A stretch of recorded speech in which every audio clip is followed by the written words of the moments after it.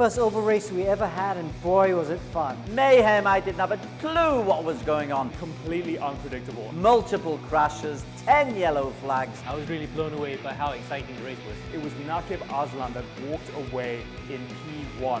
It was intense from lap 1 until lap 80, getting our first podium and that being a win. Hopefully we can bring that momentum coming into the next round. Arif Azmi is a regular face in the E1 Championship. His first podium this season, his second ever, but Apex first podium. I'm super happy with how things turned out last week. It was really good. It was really fun, really close. I'm quite disappointed by Arif's actions during the last few laps. Arif let Naqib by without a fight. Arif fought quite aggressively and unfairly against me. I gave him enough space on the inside, but he understeered into my car fighting too aggressively and put me into the wall.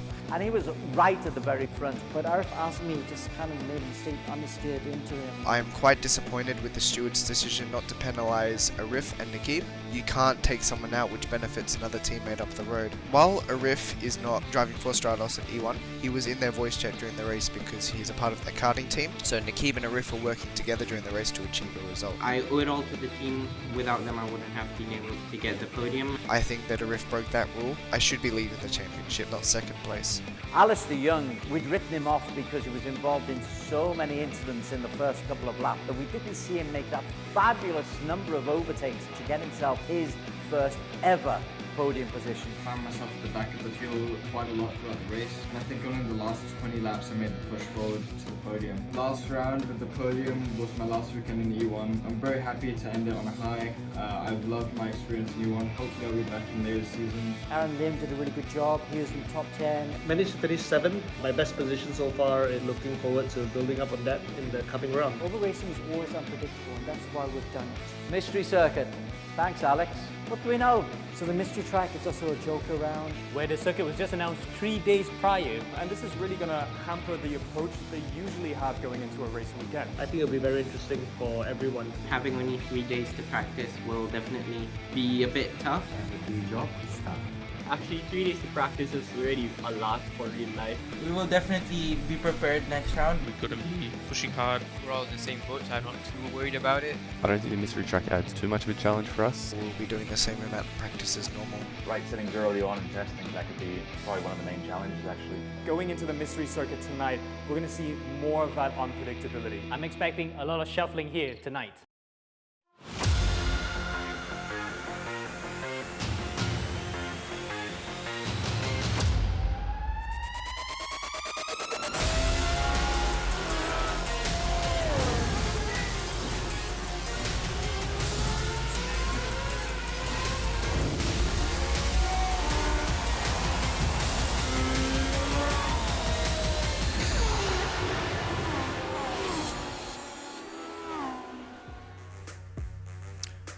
Welcome to the E1 Championship Season 2, Round 4, brought to you by Evo Club Car Insurance with Pro Mileage, where you can save up to 40% off your next car insurance renewal. Make sure you check out their website, evoclubinsurance.com. Now, don't forget, you can catch us live every Wednesday night at 9 p.m. on the EGG network. Also, don't forget, you can follow us on our Facebook page where we have a live stream, and follow us on our website where you can catch all the latest news. My name is Daniel Woodruff. I'm your host for this evening, and with me is Alex Young, our race director, and with us in the commentary box, as always, is Des Corkill and Amer, also known as Amo. Hello, gents. So tonight we head into round 4, and I usually start off this program by saying where we're going to be going, but as you can see in this lovely graphic in front of me, we're at a mystery circuit tonight. So that will be revealed very, very shortly. You guys will have to keep watching to find out. But before we find that out, let's have a little bit of a throwback to our race last week, round 3, where E1 visited its first ever oval race in the entire championship's history. That was at the Indianapolis Motor Speedway. It was the longest race we've ever had on the E1 calendar, almost hitting 90 minutes. But those 90 minutes were filled with lots of crashes and lots of action. As you may have seen earlier on at the start of this program, while we enjoyed it, there were some drivers who were a little bit upset by what happened. And I think, Alex, I'd love to get your thoughts on what happened with Josh Perween, because he had a little bit of a run-in with Arif Azmi. So what happened there? Well, I mean, we're going to see it in a sec, but I mean, guys that watched the race last weekend, we see that Josh came to coming together with Arif just towards the end. Here's Naqib overtaking Arif for the lead with only, I think, was it like 10 laps to go. Made it quite easy for him. But then Arif there, being super aggressive with Josh. Then Josh tried to go on the outside of turn 1. And, Arif ran a bit wide and they had contact, and that was it. Josh went off, managed still to recover to 6. But, he was really upset. The stewards, the race control ruled it as a racing incident because, yes, Arif moved, but also Josh was coming down. And that's what happened, but obviously Josh was not very happy. But Josh mentioned two things there. Obviously, there was the incident that we saw that resulted in a crash, but he also mentioned that there was an incident with Naqib Aslan where Arif may have let him by too easily, or just with no resistance at all. So, yeah, that was the second claim that Josh meant that they were working together as teammates. But, if you want to go far back enough, everyone has been teammates with someone at some point. We have to go with which cars you're driving. And Arif is not driving the same team, he's driving a different team, he's running a different color livery. Naqib's teammate was, name escapes me, Dominic Ang, sorry, just for a second there. And that was one way of looking at it. But the other thing was also, obviously, we did talk to Arif afterwards and we said, hey, that looked a bit on the edge. And you've been accused, of helping Naqib. But Arif pointed out to me that he was running really low on petrol. He would not have been able to finish the race if he'd stayed in front. So what he was doing was he was letting Naqib by and just hanging the slipstream and lifting off the throttle halfway down the straights so he could make the end of the race. We did look at the data. We have access to all the drivers' data. And we did see that Arif crossed the line with only 0.5 litres of fuel in the car. So he definitely wouldn't have made the race if he had led at the front. So I do believe that story, and that's why he wasn't given a further penalty. Well, there was a lot to take into consideration. If you guys think that was juicy, there was plenty more action from our very first oval race. For those of you that didn't catch it last week, let's go ahead and take a look at the highlights. And Ibrahim gets us underway. No, he's got nudged. Kaylan Chin going for the lead down the back straight into turn 3. Kaylan Chin, a new race leader. Tekujan back in the balls. He actually took Alistair Young with him this time. Josh takes the lead. He got 2 toes right in front of him where he could get a slipstream. Yes, Arif Azmi is the latest man to go into the race lead. Anton has actually smacked the inside wall all the way into the pits. Alistair, he's leading his first race in the E1 Championship. Arif Azmi is indeed the new race leader. Josh Perween in P2. There's a big accident. That looks like Ibrahim. Ibrahim is in the wall at turn 2. And Bannister spinning, and Bannister spun in the middle of the field there in the short shoot. Takes out Alistair, and that looks like one of the EGG cars. It's like, put it behind. Look at that. That's an axle car. That looks like an axle car. But ow! Even bigger. That's Ibrahim actually involved again. Oh, he's going onto the inside. And Naqib leads for the first time. Josh, he's got the pace. He's going to go outside. He's got to hang it around. And he goes around the outside, but Arif holds on. Naqib! Oh, no! Josh spins! Oh, and then he saved it. Amazingly saved it and put it behind another car into the barrier. And it will be Naqib Aslan take the victory. Arif Azmi P2, Alistair Young 3.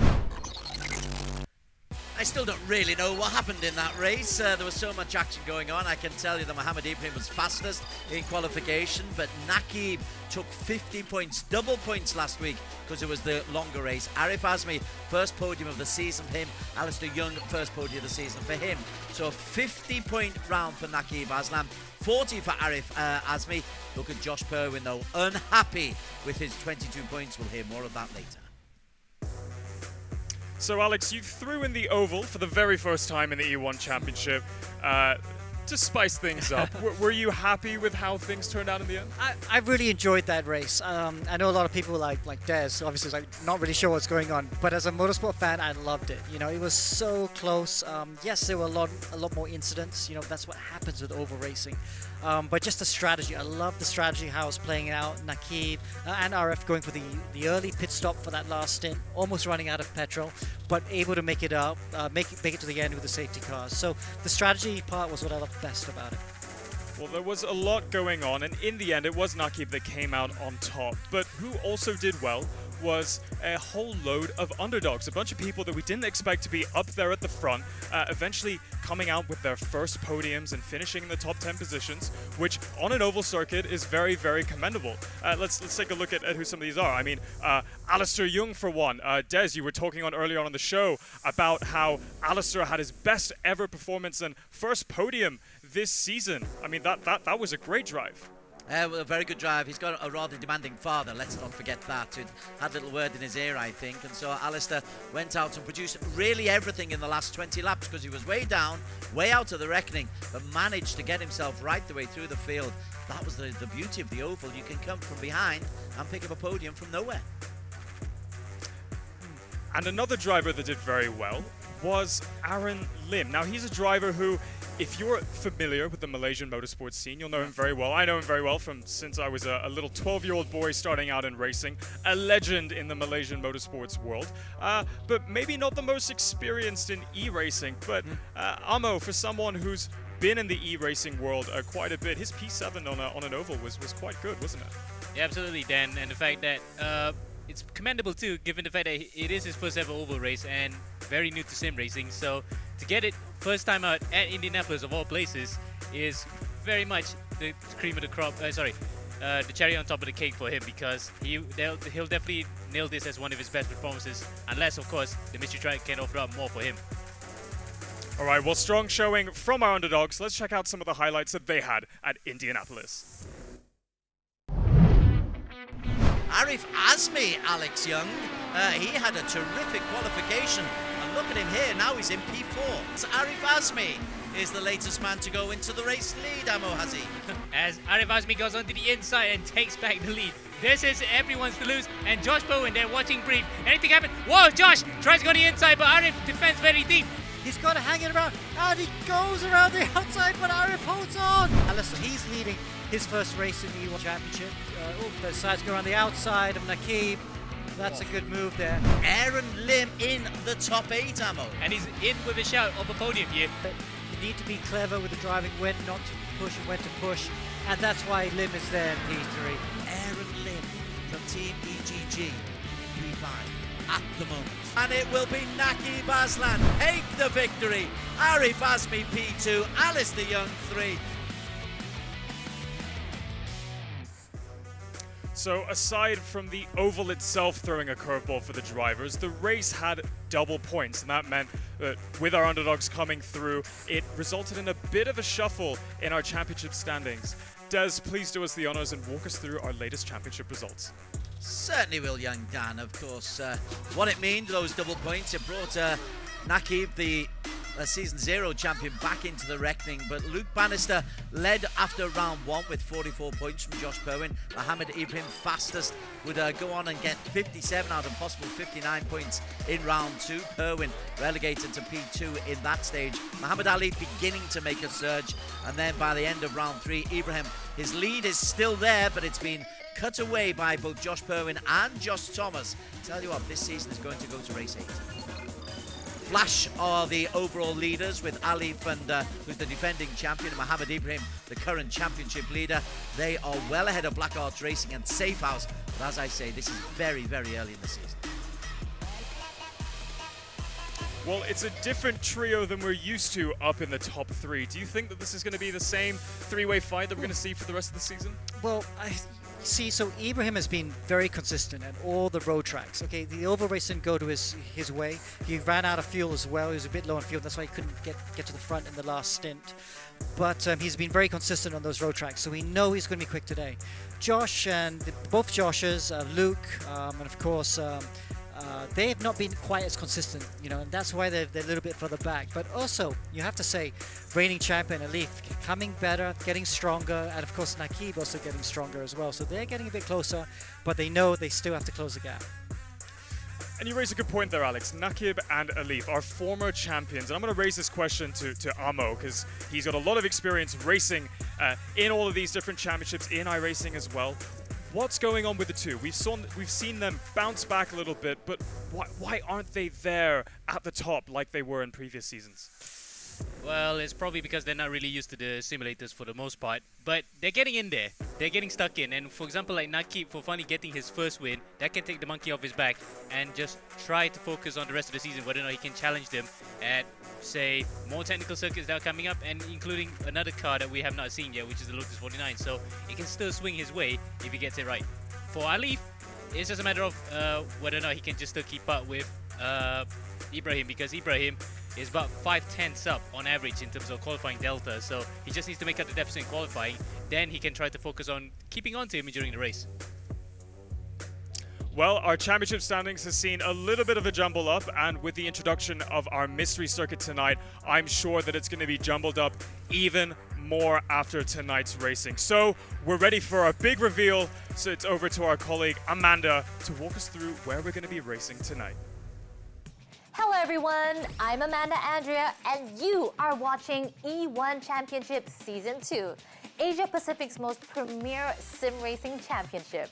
Last week we completed Round 3's Joker Round with E1's first ever oval race and evening race. After all the thrills and excitement from last week, tonight we'll be witnessing another electrifying race on the first night race of the season in the mystery circuit of Round 4. Ladies and gentlemen, the mystery circuit is the Charlotte Motor Speedway Roval in Concord, North Carolina, USA.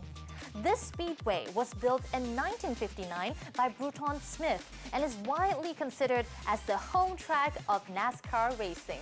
In 2011, Charlotte Motor Speedway set a Guinness World Record with the debut of the world's largest HD TV at a sports venue, spanning nearly 16,000 square feet of viewing pleasure for fans. Now, the Charlotte Motor Speedway complex encompasses nearly 2,000 acres and includes a road course, a karting layout, and an oval within the walls of the Super Speedway. In 2018, Charlotte Motor Speedway changed the course of NASCAR history with the innovative Roval, a 3.669-kilometer, 17 turns anti-clockwise course that combines the high banks of the oval with newly designed infield road course. The fastest lap record was made by William Byron at 1 minute 22.144 seconds. This round on the Charlotte Motor Speedway Roval, drivers will be hopping back into the Dallara IR01. Powered by a 3-liter V10 engine, giving it a 900 horsepower, the thrilling Dallara IR01 allows it to accelerate from 0 to 100 kilometers in 1.2 seconds, with a top speed of 346 kilometers per hour. The Dallara IR01 weighs around 600 kgs with a maximum fuel capacity of 80 liters. Round 4 will start with a 10 minutes qualifying race that determines the driver's starting positions, and followed by a 15-minute sprint race and 30 minutes reverse grid race. The top 5 in the qualifying race will earn points from 5 all the way down to 1. Top 15 in race 1 and 2 will earn points from 25 all the way down to 1. The driver with the fastest lap in race 1 and 2 will earn an additional 2 points per race. Almost halfway into the season, teams and drivers with the highest accumulated points after all 8 rounds will walk away with a prize pool of $16,000 and trophies. The competition level is getting tougher and tougher as drivers are catching up to speed. Every single point counts. Good luck to all, and may the fastest win. Thank you, Amanda. And indeed, every single point counts. And Alex, this isn't going to be an easy track to score points on, because I watched a couple of onboards before coming in tonight, and from my perspective, it's a very, very tough track to tackle. Walk us through some of the characteristics and why you chose Charlotte Motor Speedway. Well, we like to throw surprises. We did an oval last weekend. Now we're doing a Roval, half road course, half oval. And it is exciting. You can see, whoa, as Benjamin Seat gets right up there. There is quite a bit of gradient. You go up on the bankings and stuff, and you come off the banking, back onto the banking. Big curves, as you can see here, as you come through the last couple of corners. And you can see you can even run on the apron. So that makes it quite interesting to watch. There are a variety of different lines. But one thing to note, it is hard to overtake. We normally go to tracks where it's very easy to overtake, but it's going to be super hard to overtake here. So the reverse grid race is going to be quite tricky. And I wouldn't be surprised if the top guys try and do a very different sort of strategy, maybe a very early pit stop or a very late pit stop to try and get to the front and avoid all the traffic. Well, all that says to me is that qualifying is going to be extra important tonight. Yeah. Because they have to be up at the front. We can see here, you do have those straights, you do have the bankings, you do have part of the oval, that's why it's called a roval. But it's not really like a straight in Shanghai where you can use it to your advantage to overtake it. It's going to be really, really tough to get a slipstream. And you can see it's really hard because you come out of the pit lane. This is the infield section. This actually turns 5 here. Whoa, and Ibrahim just goes down. Oh, that's a big shunt. Wow, that's going to cost a lot of money if that was real life. So you kind of come through turn 1, off the oval, into the road track, and then you go into this infield section, and this is watching Inigo Anton go around the last corner. That's a start-finish straight. Here we is at turn 1 we're just talking. So we've come off the oval and now you're back into the infield section. And from the infield section it gets kind of a little bit tricky. You can see the corners here. Here we go through turns 3 and 4. You can see it's very tricky to try and to watch the little gradient here. Lots of understeer through here. Then comes to oversteer. And then you come through this double left here and it comes back onto the oval. So this double left here, now you go back onto the oval and you can see the banking there. Now it's flat out and you can see that you can use the apron here in this race, and you see a lot of them using the apron and some of them even using the banking before going through the last couple of corners. Well, that's a lot going on. I hope we get you to commentate a lap during qualifying. A quick question for you, Des. I know you were speaking with lots of excitement after our first oval race at Indianapolis. Now we've got a little bit of a hybrid. Are you excited for your very first roval? I certainly am. I tell you what the oval really did for me. It made me realise I don't know much about this racing. I enjoyed the thrills and spills. I couldn't follow it, and the roval is going to be particularly intriguing because I love the bends, I love the curves, and then they go into that infield. So yeah, excited, but also there's going to be a lot of walls being hit, I think. Magic. Yep, a lot of accidents, I'm sure, to come. As we saw there in practice, and a quick one for you as well, Amo. How hard is it to learn this track in 3 days? Because we all found out about Charlotte Motor Speedway 3 days ago. It's quite hard for me personally because I've driven the circuit a bit to find out how it's like, and it's crazy. It is an absolutely crazy circuit because the first corner immediately, when you come onto the banking off the oval into the front straight, you want to come into like a sort of over banking, right? But imagine in actuality, you just cut across into a very sharp left-hander and it goes over a rise, dip into the bottom of the, not a hill, but it's like dip at the bottom of the circuit slightly, back around into the main oval, and then you have some more chicanes to negotiate. We're going to go into the circuit to find out. There we go. That's actually quite a gradient on the top there. Dips a bit and then goes back onto the main circuit where you have to use a bit of the apron. No corner cutting penalties there. Absolutely insane circuit. It's crazy enough to see it in NASCAR, let alone in open wheelers on this circuit. All right, well, fantastic insight. Thank you, Amo. I look forward to more of those insights when we get to qualifying very, very soon. But that's all we have from practice so far. Quali is up next, but first, a very short break. Don't go anywhere.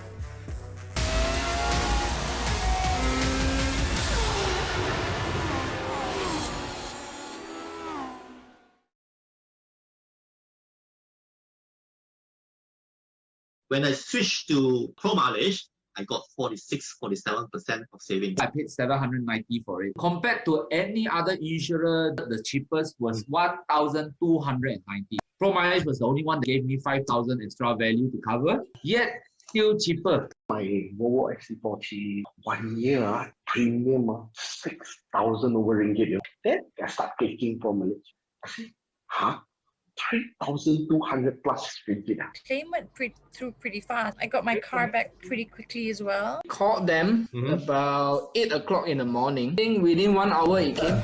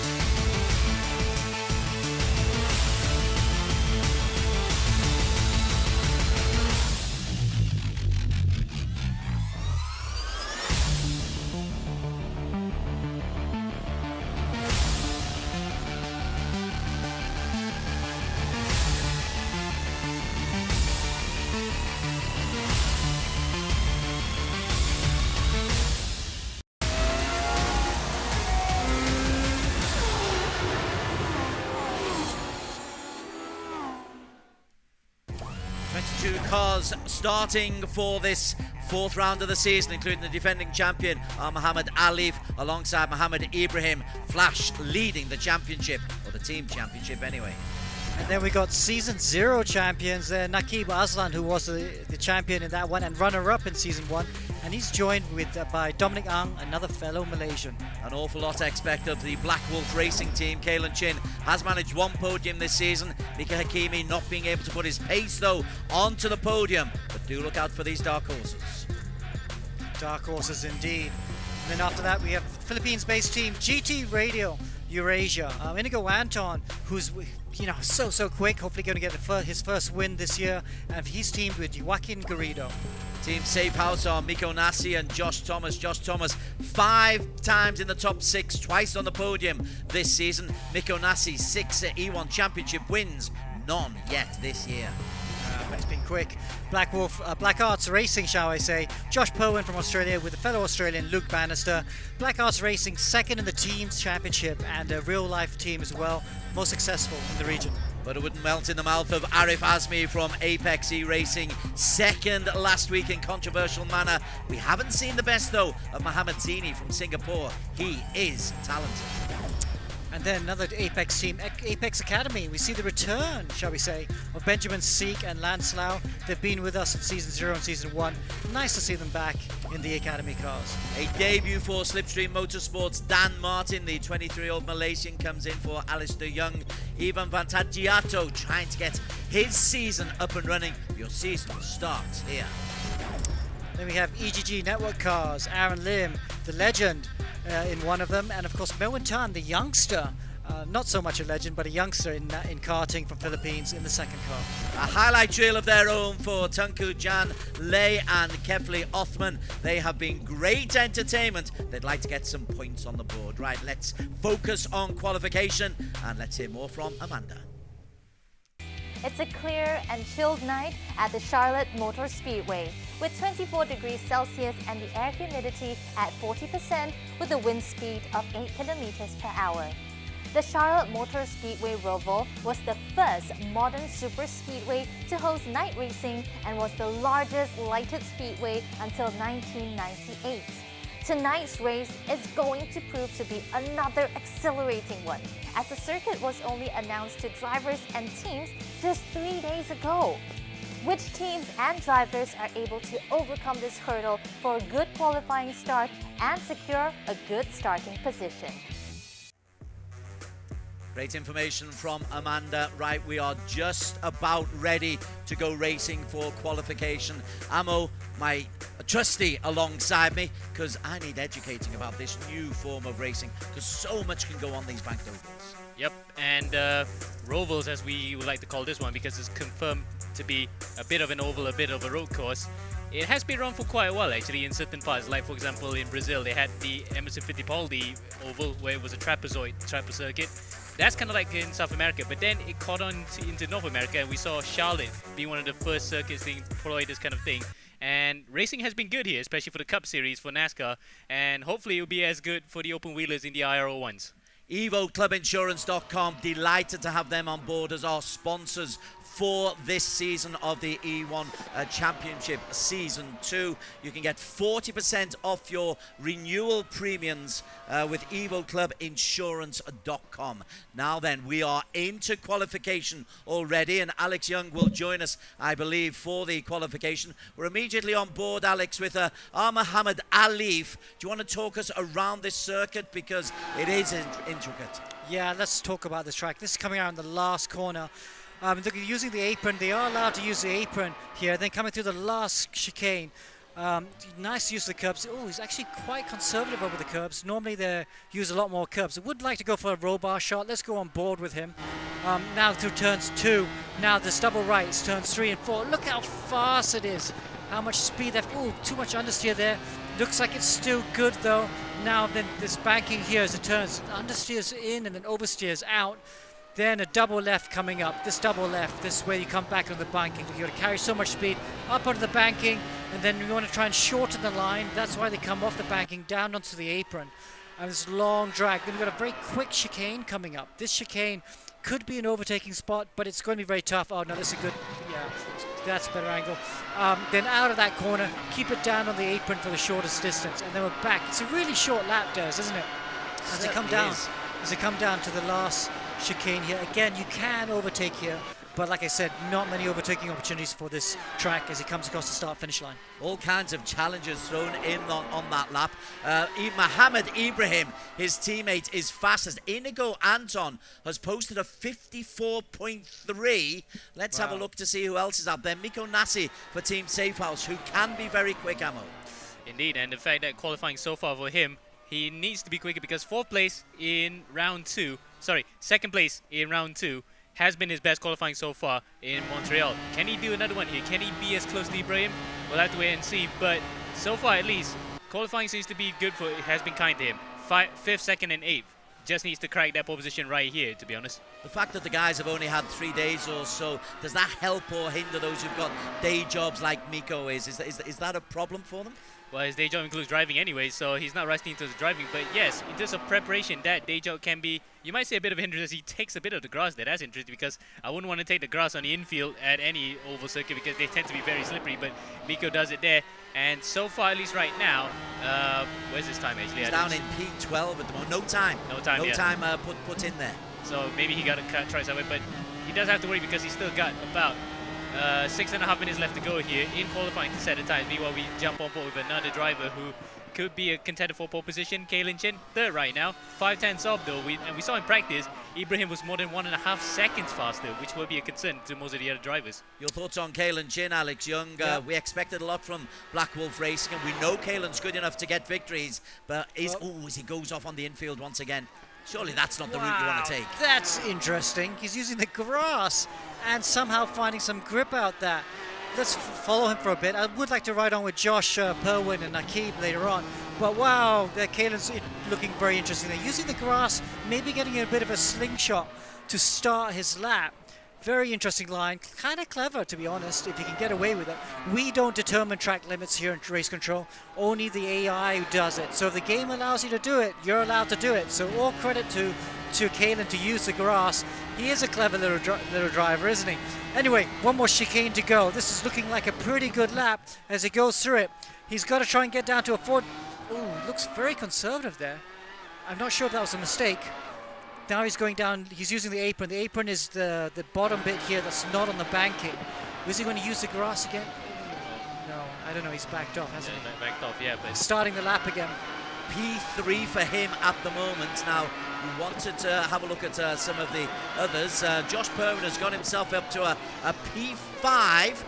But he's still quite a way down, nearly a second down on the fastest lap. Mohammed Ibrahim, Ammo. Yeah. Again, 53.8, so he's matched basically the time that he set during practice. 4/10 up on, he goes, whoa, Josh gets absolutely squirrely there as he comes out to the bank, and he backed off now. He's going to start yet another lap. But, yeah, Alex is going to ask you about track limits. That one for the pit lane might be a bit contentious, don't you think? Because cars might come in, and drivers still want to cut that as they come on track. Would that be a bit of an issue? It could be. We're going to have to find out very soon. Oof, Nakib, they're getting super wide at the exit. They're kissing the wall. Be interesting to see where he goes. Oh, Leaf just goes up P3, but still Ibrahim on top by 4/10.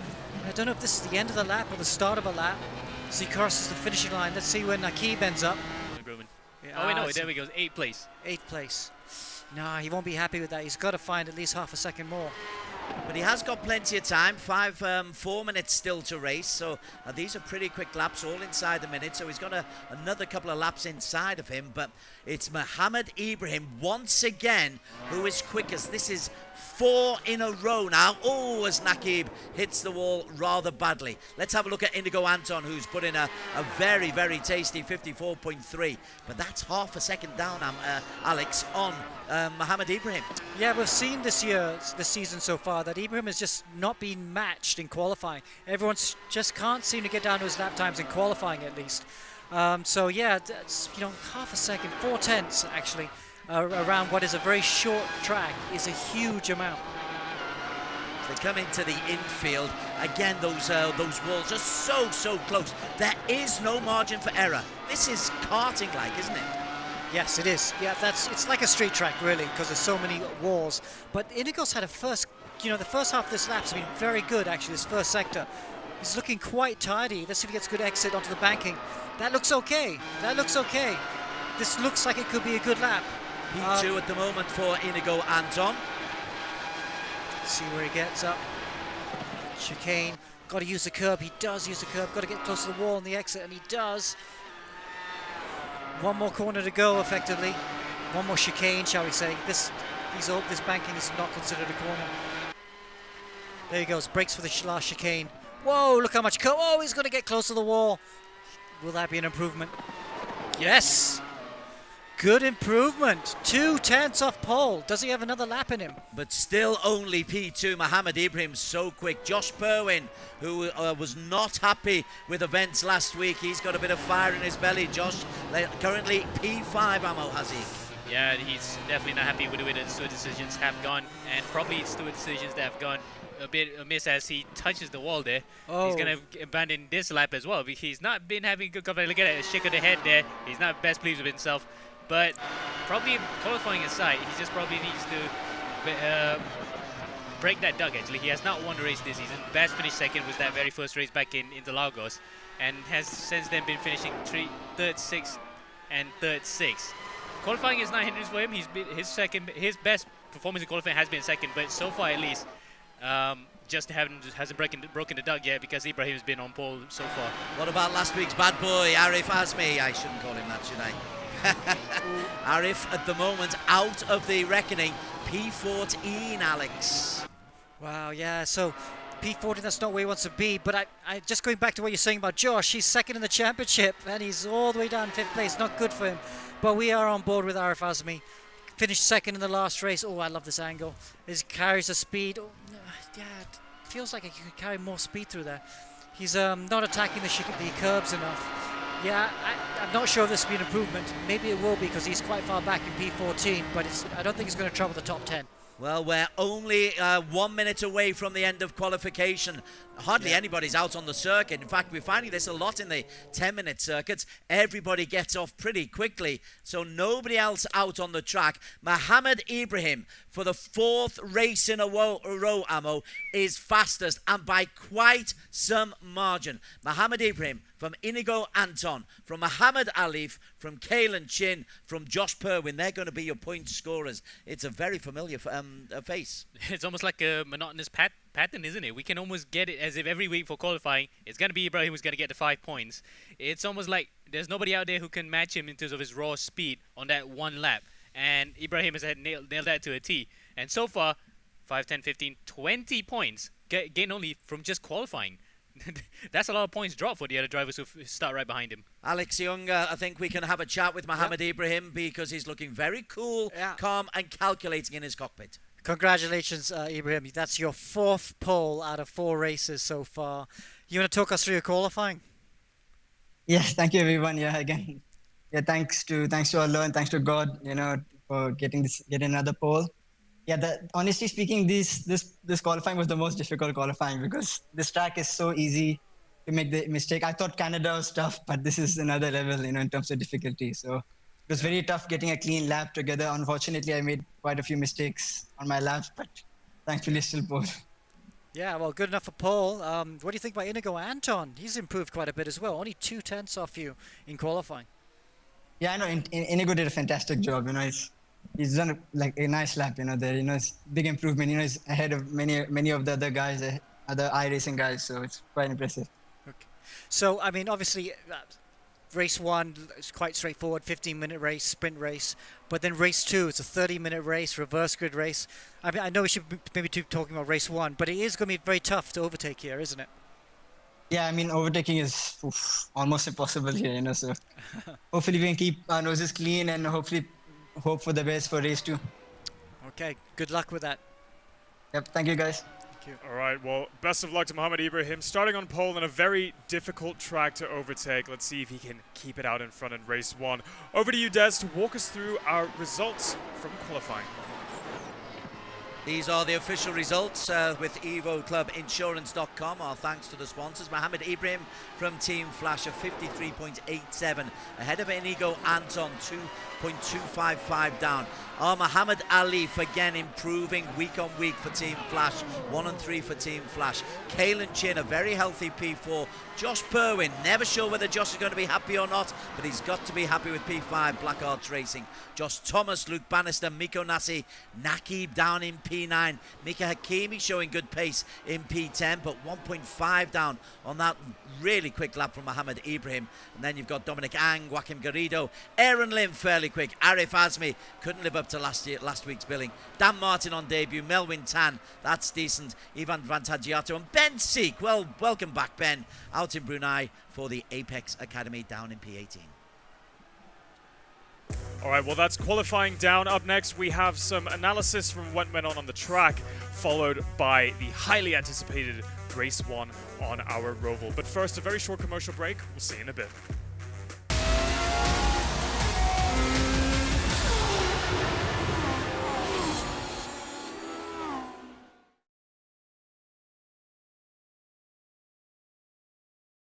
When I switched to Pro Mileage, I got 46-47% of savings. I paid 790 for it. Compared to any other insurer, the cheapest was 1,290. Pro Mileage was the only one that gave me 5,000 extra value to cover, yet still cheaper. My Volvo XC40 1 year premium 6,000 over ringgit. Then I start taking Pro Mileage.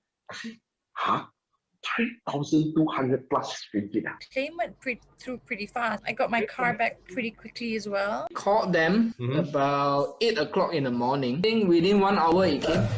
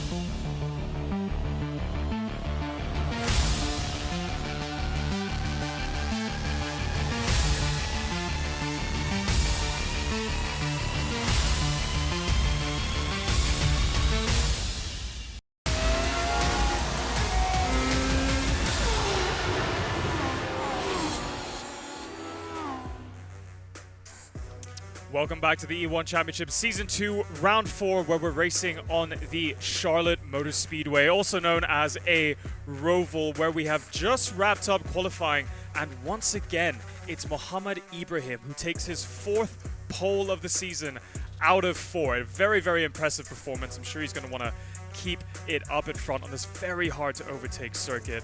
But Alex, some of the drivers, they have had a bit of a tough time. I mean, with this mystery circuit, they've only had 3 days to learn how to do it. And looking at some of the drivers in qualifying, I'm gonna nitpick on Arif Azmi. You can see that they're just not utilizing the limits of the track. Yeah, I think, you know, and some of them, you know, obviously they got work and school and stuff, so they don't even get 3 days. So you can see some look a little bit light on practice. You know, Benjamin Seek and like one of them, you know, with Lance Lau just coming back in with hardly any practice there right at the back. You're right, Arif also was struggling to get to the flow. This track looks like it's quite tricky. It looks like you got to kind of throw it in and hang on, you know, through the dips and the changes. So that's kind of interesting to watch. But looking ahead to the race, you know what's interesting? The guy that has the best starts so far this season has been Muhammad Alif, and he's starting P3. I know it's a short run up to turn 1, but I wonder if he could lead into that first corner. Yep, well, it's only a matter of time before we head into race 1 to find out. But talking about drivers that have done well in qualifying, I want to put a little bit of a focus on Inigo Anton. And if you are on our Facebook live stream, you'll see that he has a lot of support in the comments section. Don't forget, check out our live stream on Facebook. There's a lot of support. We've got Nice One Inigo, Yoo-hoo, Let's Go Inigo, and That's Our Boy. A lot of family and friend support. But Inigo, P2 in qualifying. You're only 2/10 away. Very, very far ahead from the rest of the pack. Tell us about your lap and tell us how you're able to gain so much time on that last lap. Well, to be honest, I'm not really sure where I got my pace. Well, first I want to thank my team and my engineer Oi for giving me the setup. I would have not been able to do it without his setup and his guidance. And you know, I've just taken E1 the same way as I used to, with just keep on practicing, especially with my quali. I know I'm pretty good at quali. And yeah, my lap was just really good. I was actually surprised I was able to do that time. So, you know, just looking forward right now and just focused. Well, we know pole is important, but it's not everything. We've acknowledged multiple times that this is a very hard track to overtake on. What's your strategy? How are you going to make that overtaking move to get into first? Ooh, so yeah, you know, starting second is always also good, still in the front row, and you always have the best chance to try and take the lead. But you know, right now, looking at where we are in the championship in terms of team and myself, I don't really need to risk it just for one win over second place. So you know, hopefully my strategy is just to be as clean as possible and stay safe. And even though my race pace won't be as quick, I feel I just want to try and be in the top 5 or maybe finish in the podium. But you know, if first place opens up in the first corner, then you know, I'll try and pull away with it. You gotta take it, man. I hope you've been practicing your starts. You gotta go for it. You haven't won an E1 yet. You did cross the line first in Montreal, but we had to give you that penalty. So, well, good luck. Hopefully today can be the day for you. Well, hopefully. Thank you. All right, best of luck, Inigo. And to all of his supporters on Facebook, keep it posting, keep commenting. We love it. And to everybody else who's supporting other drivers in the championship, be sure to leave your comments as well. Now, we have our official results from qualifying, and that's over to you, Des, to walk us through the top 5. Thanks to EvoClubInsurance.com, our official top 5. Mohammed Ibrahim, 4 out of 4. He'll pick up 5 points for there ahead of Inigo Anton for GT Rail Your Asia. Team Flash with 2 in the top 3. Mohammed Alif in P3. Kalen Chin from Black Wolf in P4. That's a good drive from Kalen. Don't count him out. And Josh Purwin with fire in his belly in Black Arts Racing in P5. All right, so the race is going to be very tough because it is hard to overtake. Where on this track can the drivers overtake, though? First corner off the line is the best place to do it. But you know, there are wars everywhere, so you get a little bit mixed up. You're going to be in the war and you're going to be right to the back. Damage is off, so you can finish the race, but you really cannot afford an incident on the first lap. And that's why Inigo's been a bit smart as well. He says he's not going to take too many risks. And that might be the smart thing to do. But if I'd never won an E1, I'd just be thinking about the win. Win, win, win. That's all that matters, and I'd be going at it for turn 1. But to answer your question, where to overtake, you get a good exit out this corner onto the back straight, the banking. That's best place to overtake into the next chicane. Really, there is a braking area there. You can break that overtake someone there, or at least try and make someone defend. If you can make someone defend into the chicane, then you can try and get a better exit out of it. And if you can get a good exit out of it, then you can try and overtake into the last corner, as we see Nakib getting too close to the wall. So those are really the two spots, down the back straight and into the last corner. You see, this is what I love about ovals and rovals. It's hard enough to overtake on a normal track, but it's hard enough to just complete a lap without spinning. I mean, we're seeing one of our past reigning champions spinning on practice, which is just about to wrap up. And we've got race 1 just around the corner. I'm going to hand it over to Amanda to walk us through pre-race 1. Congratulations to the top 5 for snatching the qualifying points and a good starting position for the next sprint race. The Charlotte Roval is a unique infield road course that has already proven to be an exciting venue since its NASCAR debut in 2018. The combination of its road course and oval challenges the best of both drivers and teams. A car that's good on the oval may not be as good in the infield and vice versa. What is the ultimate strategy and the perfect setup to take on the Charlotte Roval? Who will win the first podium tonight? Stay tuned and find out. Really looking forward to this. EvoClubInsurance.com for are our main sponsors. Shout out for them. Thank you for that. Amanda's set it up nicely. 2 races we've got. We're going to have a night race as well. That makes a difference. Yeah, quite, especially as we look at the grid right now. Under the floodlights, very cold. Yeah, we might expect a lot of drivers struggling in terms of the darkness, but in terms of grip-wise, there's going to be a lot of grip because the colder conditions can generate better tire temperatures. Okay, let's go through the grid. Ibrahim and Anton on the first row. Kalen Chin alongside Alif on row 2. Josh Perwin alongside Josh Thomas, the Aussies, on row 3. Alongside Luke Bannister, Miko Nasi. It's some high quality there. Naki Baslan down in P9, having secured his 12th win in E1 Championship last week alongside Mick Hakimi. Dominic Ang, Nakib's teammate, 1 row down with him alongside Joaquim Garrido. A little bit further down after Joaquim Garrido. Tough day at the office for Arif Azmi so far, alongside Aaron Lim from Team EGG. What a season Aaron is having. Dan Martin on debut alongside Melvin Tan on the 8th row. 9th row, Vantagiato and Ben Seek. Welcome back to Ben and to Lancelot from the Apex Academy. He's alongside Keithley Othman down on the 10th row of the grid. 20 starters for this particular race. 20 starters. And they're on the way already. And that's another great start for Ibrahim. He's got a jump on Inigo Anton as Alif tries to challenge Inigo for second, and then Inigo manages to hold on to second place. Actually, they're going side by side here, coming to the infield. Well, it's Ibrahim who's got off to a storming start. Ibrahim is leading the way. Inigo Anton under pressure from Alif Hamilton. And this is going to be a tough task because Kalen Chin has also got in there as well. Actually, where is Alif? Alif is down in 6th.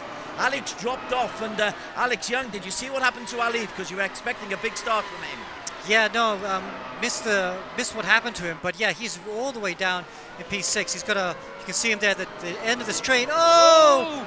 Who was that, Josh? Nakib Aslan has just been eased out of the track. Alif moves into P5. Nakib drops down up at the very front. Alif's teammate, Ibrahim, is streaking away. Look at that for a lead in the early stages, Alex Young. Yeah, so I think Inigo Anton was defending into the chicane at the end of the back straight, and that caused a huge bottleneck. It allowed Ibrahim to have a huge gap at the front, but that bottleneck then it caused Nakib to get edged out, and he's dropped down to P7. But now Inigo Anton with a bit of daylight between him and Josh Perwin in P3. There is Josh Perwin in P3 in the red livery. Wow, all kinds of mayhem in the early stages. This is such a quick track that we can expect all kinds of damage. Yeah, absolutely. It's just under a minute, this track. We saw the qualifying times around 53 seconds. It's like a bull ring, It could happen at any time. It just drivers all over the place, trying to find a way to get past each other. And Ibrahim did say in the interview, it's hard to overtake. Well, we've seen already some drivers actually managing to make one, and others whacking to the back of other drivers. It's actually going to be manic here, and we're only about a minute into the race. It is. It's an epic start. We are on board with Josh Perwin. He is in P3 at the moment, and with P3 because Ibrahim and Anton look like they've got away. In fact, Mohammed Ibrahim, I've got to go and talk about Mohammed Ibrahim, Alex, because he's so far away away. We might not have to talk to him for a while. Yeah, I think this is going to be the last time you watch him in this race because he is going to disappear. All the action is behind him as they fight. Oh, I love this shot. Oh, scrapes the barriers there. So he's really pushing at this point. Probably going to go for fast slap, while the tires are still fresh. But yeah, big lead for Ibrahim. And it's 15-minute race, 4 seconds already. No one's going to touch him, I think. We have seen Ibrahim, though, be a little bit impetuous in the past, and with the tightness of these walls, if he pushes it just a little bit, the rest have got to believe that Ibrahim will make a mistake. Well, impetuous, you might say one thing, but he is also somewhat impervious, especially he's out in front. He's only have a struggle if he's trying to overtake people, and as in Inigo made a mistake. Sorry to interrupt there. Inigo just made a mistake, and now Josh is all over him. Yeah, that was lucky though. I was thinking they was going to do a Jimmy Johnson on Martin Truex Jr. in 2018, the very first time they used the Roval here, whacking to the side of somebody. But in this case, Anton then held on, and now he's under pressure, severe pressure in fact, from Josh Bowen. Bowen then wants to get yet another second place. Only 2 second places, 1 second place so far this season. He wants a second one here right now. That is the battle for P2. Inigo Anton for GT Radial Eurasia in the white. He is currently in P2, but overtaking Alex Young, you've said it's mighty difficult, and you can see just how difficult it is. You're relying on others to make an error. Well, yeah, but I think the best thing, Josh almost, if he'd found a little bit of a better exit onto the back straight, he could have had a go. Oh, and he does have a go. Oh no! Contact. Oh, unlucky. Oh, wow, netcode there as well. It looked like he was clear. So disaster for Inigo Anton. Well, shoes on the other foot for Josh then. Remember, he was complaining about Stewart's decisions last week. This week, he might be in the microscope for him for all the wrong reasons again. But at the moment, Mohammed Ibrahim leads. Josh Purwin in second, showing real pace. Mohammed Ibrahim, a lap time, 55.66. is half a second faster than anybody else. Well, 0.3 of a second faster than Kalen Chin, as we look at Inigo Anton's problem. Yeah, going back here right now, I can see that Josh actually was trying anybody else. There we go, we look from behind him. He had the line on the inside. Anton really went deep, hugging into the apron. Josh had the line ready, and yeah, it looks like a bit of netcode there. You can see quite a bit of space between the two cars. So Josh thought he might have had the space, and unfortunately, the netcode just got in the way, and Anton into the wall, but luckily not out of it completely, because he's still about 2 seconds behind Nakib Aslan, so he could still salvage a top 5 here if he could just get past Nakib. Let's look at Nakib Aslan, who was last week's race winner, and he did it coming from a long way down, Alex Young. Here he's in P5, but he's 3 seconds down on Kalen Chin in P4. Yeah, so the P5's not bad. I got a feel for Inigo Anton, but yeah, it really looked like netcode, because I think like Josh gave him plenty of space. But we'll have to review it. I'm sure the stewards have looked at it again. But yeah, Nakib P5, that's not so bad, considering he had such a bad qualifying. It looks like one of our games. We'll have to go to a different PC. Yep. And here we go, the backup PC. And so we're back on board with Alif. So the netcode obviously caused them some issues. But who else is struggling there? It's the Australians. Joshua Thomas is all the way down there. Luke Bannister is also outside the top 10. So quite a few drivers struggling a bit at the moment. Dan Martin back on his debut as well. He's a long way down, Dan Martin in P18. But let's go on board with Josh Thomas just for now. Thomas currently in P... Where is he? Where is Thomas? It's a long way down, isn't it? 10th place.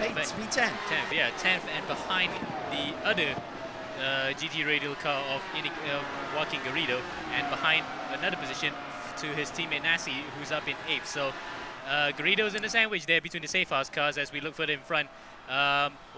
Ibrahim was already lapping a car there, so it might have been Keith Lee Hoffman. Yeah, Keith Lee Hoffman in the ERGP Icons car being overtaken. But that's the nature of the circuit, actually, because it's such a short circuit, 54 seconds. You can actually encounter a back marker if that back marker previously had an accident. Ibrahim, 5 seconds clear. This is phenomenal. Josh Purwin is the man in P2, and Josh Purwin has got a bit of space between himself and P3 on Muhammad Alif. Back markers could come into play here, Amo.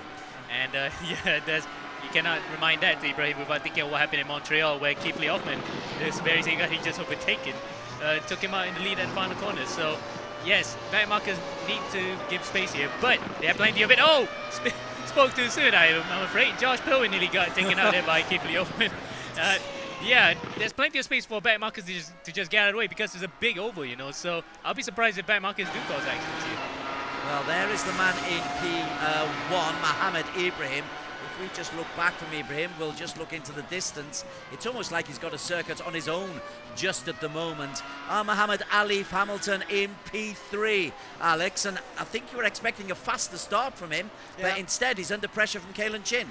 Yeah, but you know, P3 is great considering his poor start. He's found a way past Kalen. That poor start in that first lap, he was down in P6, so P3 is a really good recovery drive by Alif. Kalen there in P4, I think something happened on lap 2 or 3 because he was in third and then he dropped down. But yeah, at least got big pressure from Kalen. Kalen's not going away. Kalen's going to want that podium position back, so Kalen's going to be pushing very hard. I'm just looking at how hard Alif, bottom right of your screen, how hard he's having to work. Because he's looking tense. His upper body normally looks relaxed, Ammo. Now he's looking really kind of tense. Yeah, he's sitting upright, almost like as if he's on a bike even, Des, to be honest, because look at that. That's a consideration. We did not see this kind of thing in Season 1 where he just looks so impervious out in front.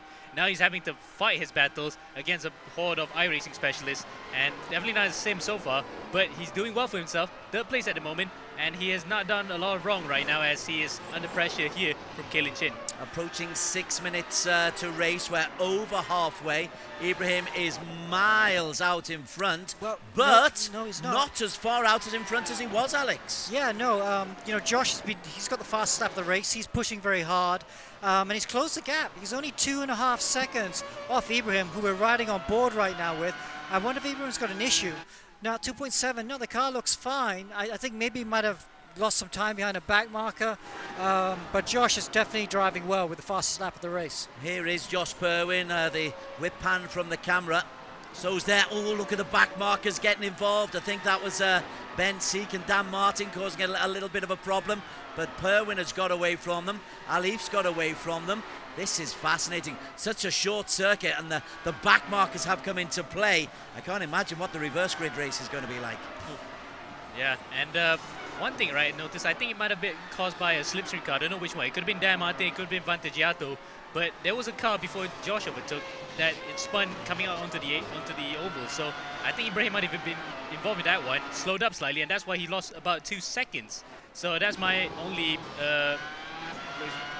hypothesis of what happened. Is we are now on board with what happened to Dan Martin. Let's see here. Well, we lost the replay, but there we go. And well, this is going to be the point of contention. Yep.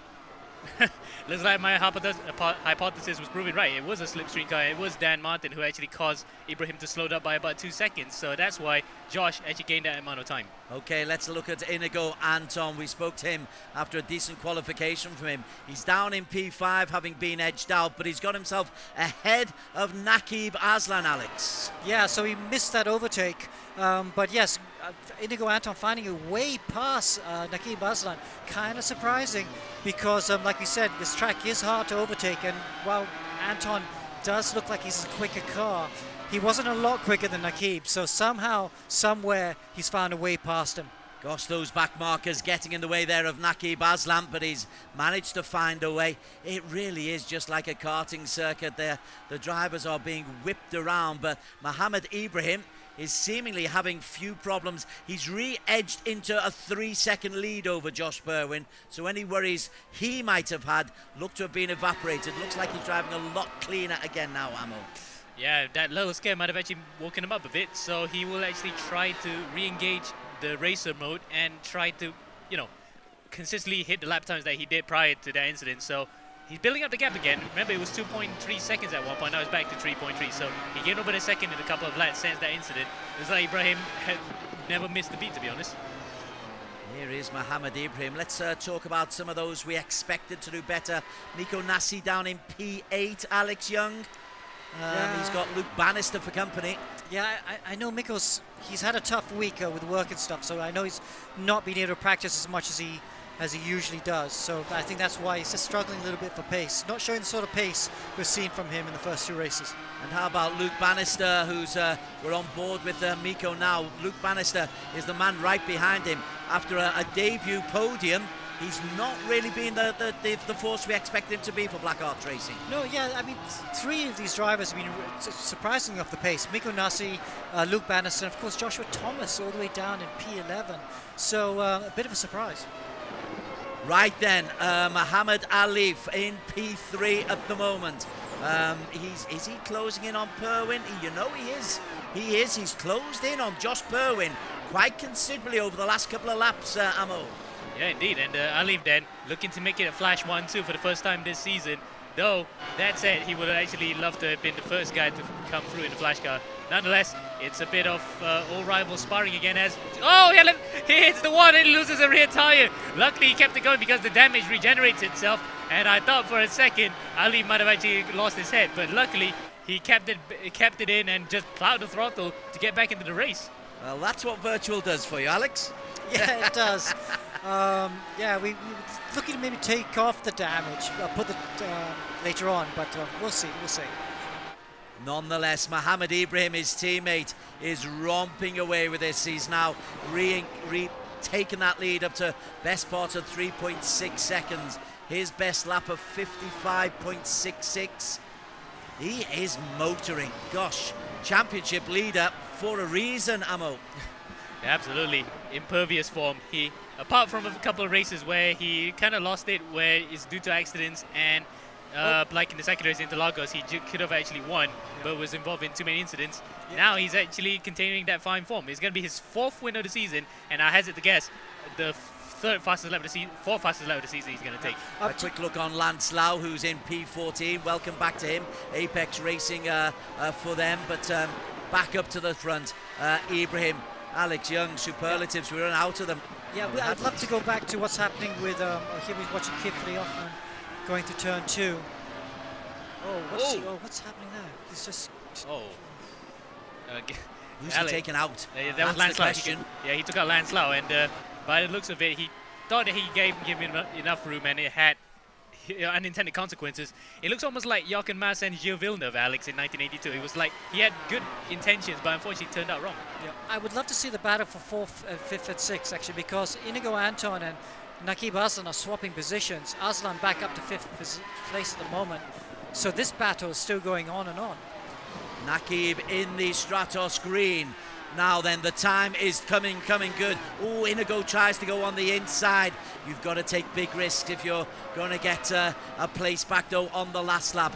8 seconds to go. Nakib spins out and, well, regenerates, but will lose 1, 2, 3 places up at the front, Alex. No doubt we'll see that, but the checkered flag has gone, and we have got our race victor. And it is Mohammed Ibrahim for his 3rd victory of this season. 4th victory of this season. Yeah, really good result by Ibrahim. All in control. Had the pace as well. He didn't get fastest lap of the race, though. That goes to Josh Purwin. Josh Purwin got fastest lap of the race, so he'll take those 2 points in P2.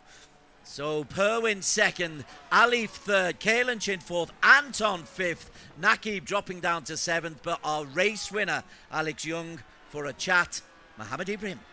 Ibrahim, congratulations. Another great result. Good win there. You want to talk us through your race? Looks like you had some small issue with one back marker. Yeah, it was a very close incident with one. I think 2 of the back markers, I almost got wiped out the race 2 times. But you kept it on the track, kept it on the black stuff. How's the car going? Yeah, the car's good. The stack is just extremely tough to drive, and it requires everything from you. You saw a few people just by themselves making mistakes, so it does look like it's very, very hard. What makes it so hard? Yes, because there's no margin of error. You just go straight into the barrier, or you spin, or something like that. So that's the main reason why it's so difficult. Okay, Dan, any questions? What are your strategies going into race 2? I mean, you've got pole, you've had race 1, P1, but race 2, that means you have the disprivilege of being in a reverse grid and starting all the way at the back. How are you going to approach that? What corners are you going to be looking at to maximize your overtaking?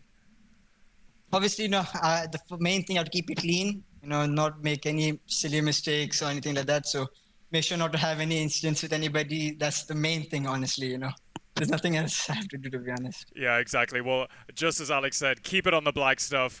Congratulations on your win, and we look forward to seeing what you can get up to in race 2. Yeah, thank you so much, guys. Des, it's over to you to walk us through the unofficial results of race 1. These are unofficial. I've got to say that after what happened last week. But Mohammed Ibrahim, I don't think there's going to be much doubt. A winner by nearly 4 seconds for Team Flash over Josh Perwin. Well raced by Josh Perwin for the Black Arch Racing for P2. Mohammed Ali for Team Flash in 3. Kalen Chim, we didn't really focus on Kalen, but that's a solid race from the young Aussie for 4. Inigo Anton, well, he went up and down the leaderboard, but a P5 finish, very solid. Ahead of Mika Hakimi. Best result of Mika's season so far. Can be quick. Naki Baslan had that blowout near the end to drop a place to 7. Nasir creditable 8th ahead of Bannister. Dominic Ang for Stratos Motorsports in 10. Points down to 15. More points for Aaron Lim. More points for Arif Azmi. Points for Melwin Tan from Team EGG. And Lance Lau on his return, getting ahead of Ivan Vantagiato. He'll pick up points for P16. Well, that's race 1 done and dusted, and our Roval has delivered. We've got more analysis to come from race 1 in the run-up to race 2, but first, a very short commercial break.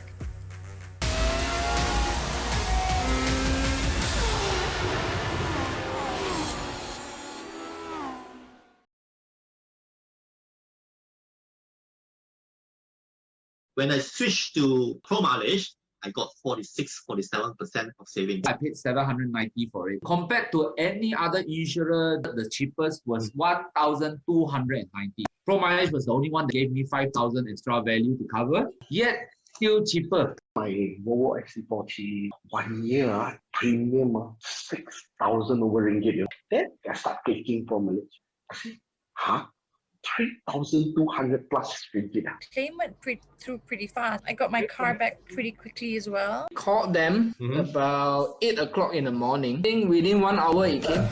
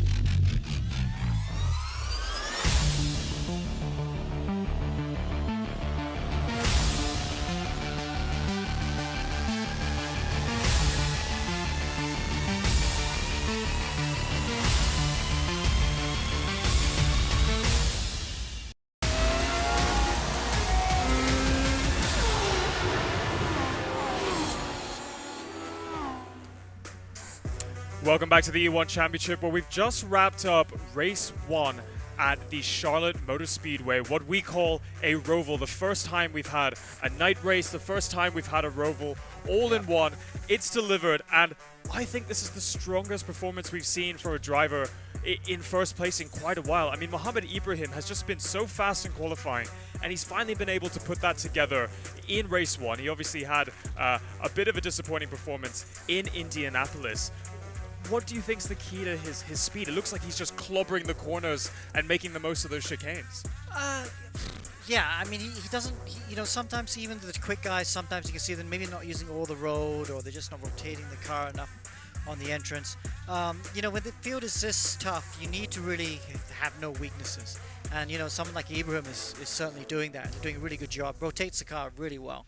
And he's always using every little bit of the track. You know, we saw him kiss the barrier a couple of times, but not too much, not enough to lose speed or break the car, but just the right amount.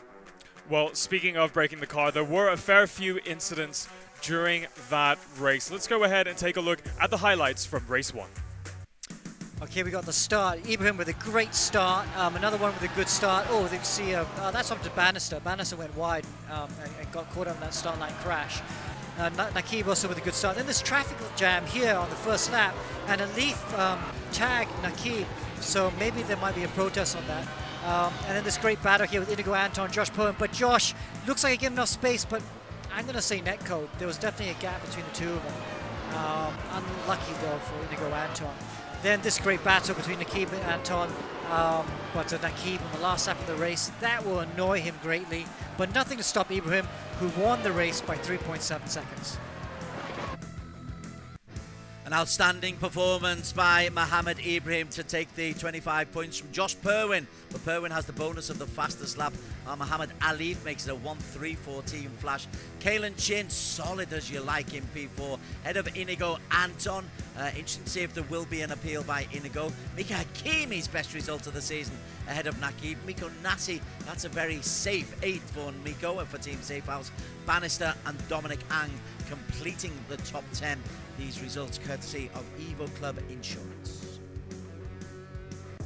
Well, in the end, it was Josh Perwin who once again maintained his consistency at the front. This is very, very important for the overall season and that championship title fight. He said early on in the show, I should be first in the championship. A P2 is going to be very, very good for him. I think we have some time to speak to the Australian Josh Perwin. Let's get him up on the screen. Josh Perwin, P2 and fastest lap. You must be pretty chuffed with that. Yeah, I was quite happy. I kind of stuffed up my qualifying. I would have got a time that was quite near the pole, but I got a cut track at the last corner, so I had a bit to do in the race. There was a bit of a netcode incident between me and Inigo though, where like we made contact, but like he was like 2 car lengths away from me. So it was really, really unfortunate, and I'm really, really sorry that happened to him because he had such good pace. But yeah, I was quite happy with P2 and my pace looked strong. I was catching up to Ibrahim, so hopefully I can keep it clean next race and get an alright result. So pace is something I want to talk about. I mean, where did you find that speed? There was quite a big delta in qualifying between pole position and the rest, and you seem to have narrowed that down in the race. Where did you find the time? Well, I just wasn't making as much mistakes. I think in qualifying I made a few huge mistakes, but in the race I was just being very consistent, and I find that especially on iRacing I've got a lot better race pace than I do qualifying pace, so I'd say it's probably a bit of poor qualifying and strong race pace.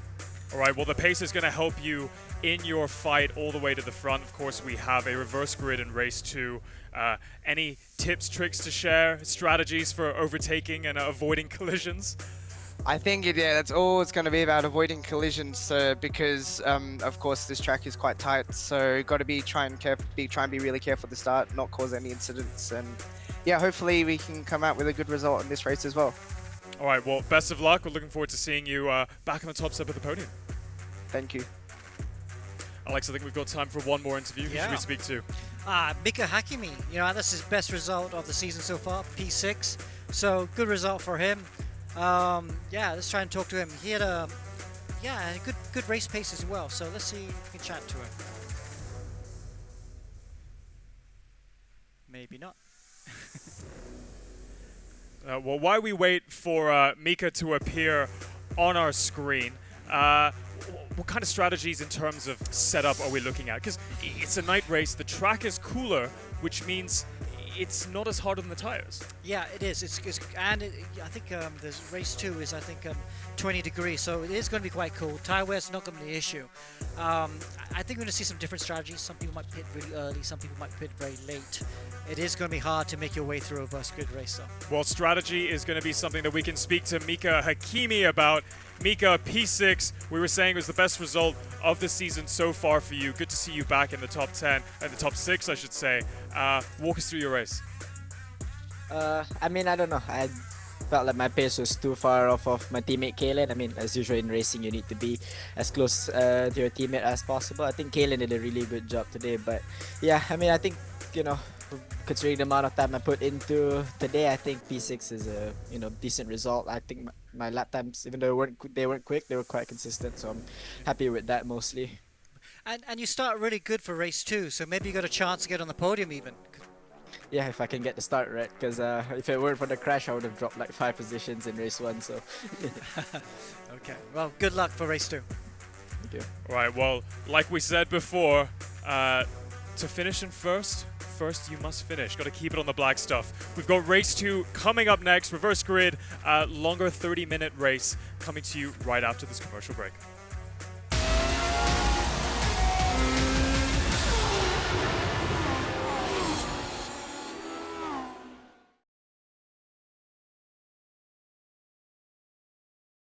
When I switched to Pro Mileage, I got 47% of savings. I paid 790 for it. Compared to any other insurer, the cheapest was 1,290. Pro Mileage was the only one that gave me 5,000 extra value to cover, yet still cheaper. My Volvo XC40 1 year premium 6,000 over ringgit. Then I start taking from Malaysia.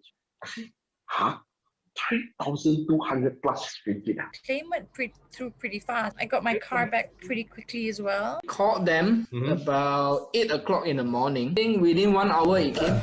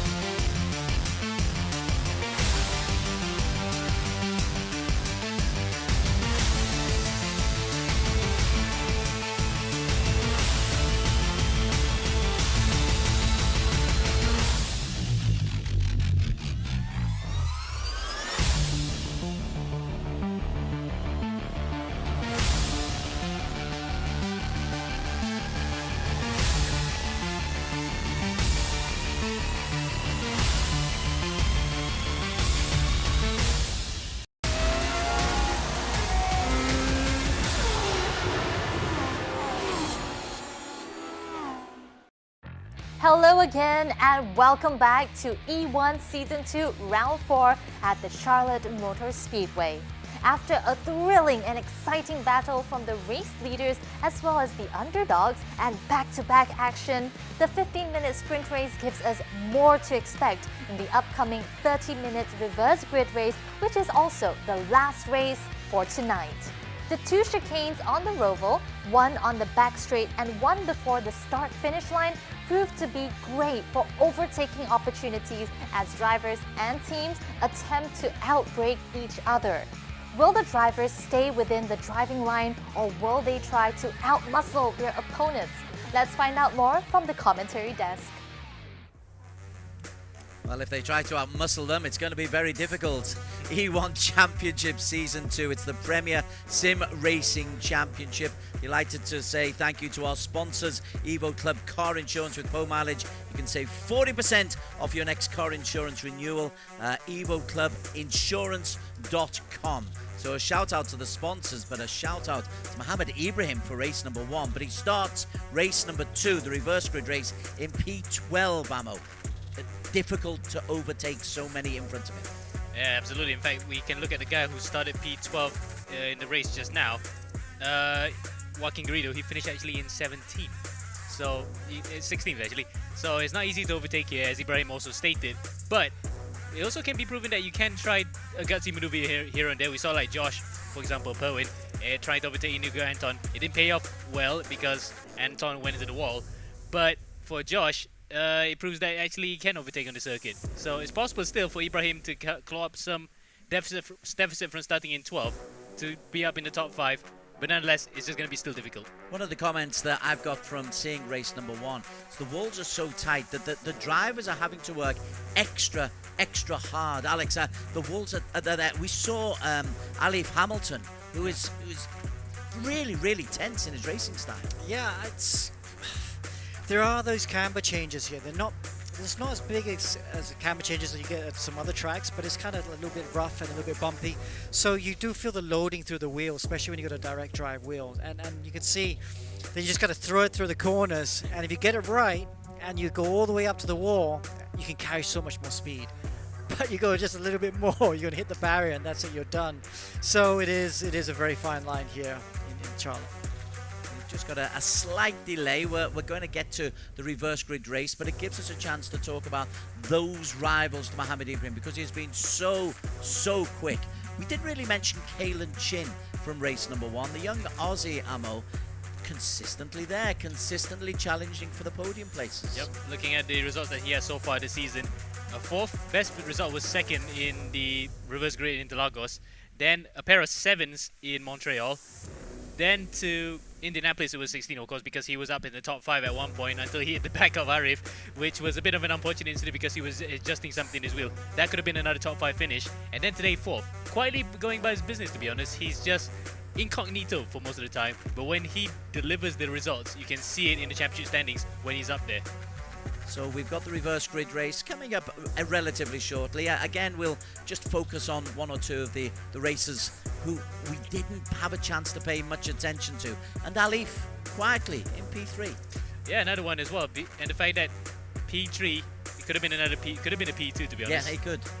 It would have been the second 1-2 of the season for Flash, and because we already had another 1-2 with Black Arts Racing, so not many 1-2s this season. It shows the fact that the competition is really wide open this year, Des. As for the returnees, the Lance Lau, he got himself a P14, so it's good to see more drivers coming back into the grid. P14 is respectable for the Apex team. Yep. Was it 15? I think because I think 14 it was or 15. 15. He picked up a point. That's 1 point. Yeah, yeah, picked up points that's what I was going to say on his return. So that's actually really good for a confidence booster. At least he knows for a fact that he can actually fight with these guys. And being away for a while, you could have actually imagined if he started from the very first race of the season, he could have accumulated more than just 1 point that he got from the first race. Again, we will get to the race in just a moment. I'm looking forward to the idea of a night race. From your racing experience, sim racing, is it more difficult to concentrate? Does it make the Roval that much more difficult? Because it already looks a perilous course. Well, thanks to floodlights because of NASCAR, for example, because NASCAR Cup Series, they run here even at night on Charlotte. It's pretty easy to see, but it is quite daunting when you consider the fact that the lights can be quite blinding for certain drivers, especially when it's at night. And really the concentration has to be paid onto the road, because the moment that you lose control into the wall, that's it. Race is gone. In real life, at least, or with damage that is actually on and you can actually immediately go out. These guys, they can recover from it, but it will still be quite damaging to their races. Just reintroducing Alex back into the conversation, if we can, Alex. We're getting there soon. You've deliberately chosen a night race because you like to really muck with the minds of these races, don't you? We like to see pretty things as well, you know, and it's kind of a twilight into night race. The sun has set as the race starts, but it's, you know, it's the sun, the glow of the sun still hangs around for a while. The last 10 minutes will be in the complete darkness. The track is well lit around the oval, but in the infield it's not well lit. So the drivers are going to struggle a bit with that when they go from really bright lights to no light in the middle of the track. So they will have that contrast to go back and forth through the sectors. That will make it a bit tricky for them, but we love making it tricky for them. We do ask a lot of them, these guys, but they do perform admirably. Okay, let's look at Miko Nasi from Team Safe House. So the practice good. We've got some pictures back as the sun sets. What is live television without a problem or two? Miko Nasi ammo, solid stuff. P8, not at his best. We know that. He's probably not going to win the title this year, but always competitive, always worth points.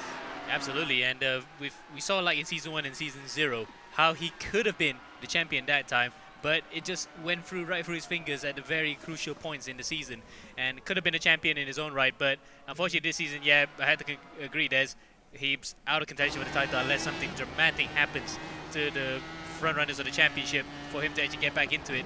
And another guy we should actually be talking about as well is Inigo Anton. His turn of form, absolutely brilliant in the last few races, especially the part where he drove so well to almost win the race in Montreal. He could have been there had it not been for that incident with Luke Bannister. So really, the guy who's actually in form besides Ibrahim is Inigo Anton. We should really be watching out for him in case he actually springs another surprise. I was going to ask you, as a racer, if you have a win cruelly taken off you by race control, still mad with them over that one, but how does it affect you? Does it affect confidence? Well, for me personally, yes it does actually, because it was a win that was won by pure effort, only to be taken away by a technicality. In this case, it might have been a technicality based on merit because it was an accident that he could have easily avoided, but it would still be detrimental to confidence nonetheless. But Anton has amazingly not been fazed by that. He still has been performing quite well in the last couple races. In fact, even at Indianapolis, another top 10 finish, and just in the first race just now, could have been a second had it not been for that incident with Josh to end up finishing 5th. So he's quietly confident, this guy, so he could easily spring a surprise here in race 2. We're still in practice, as you can see. The second race will come.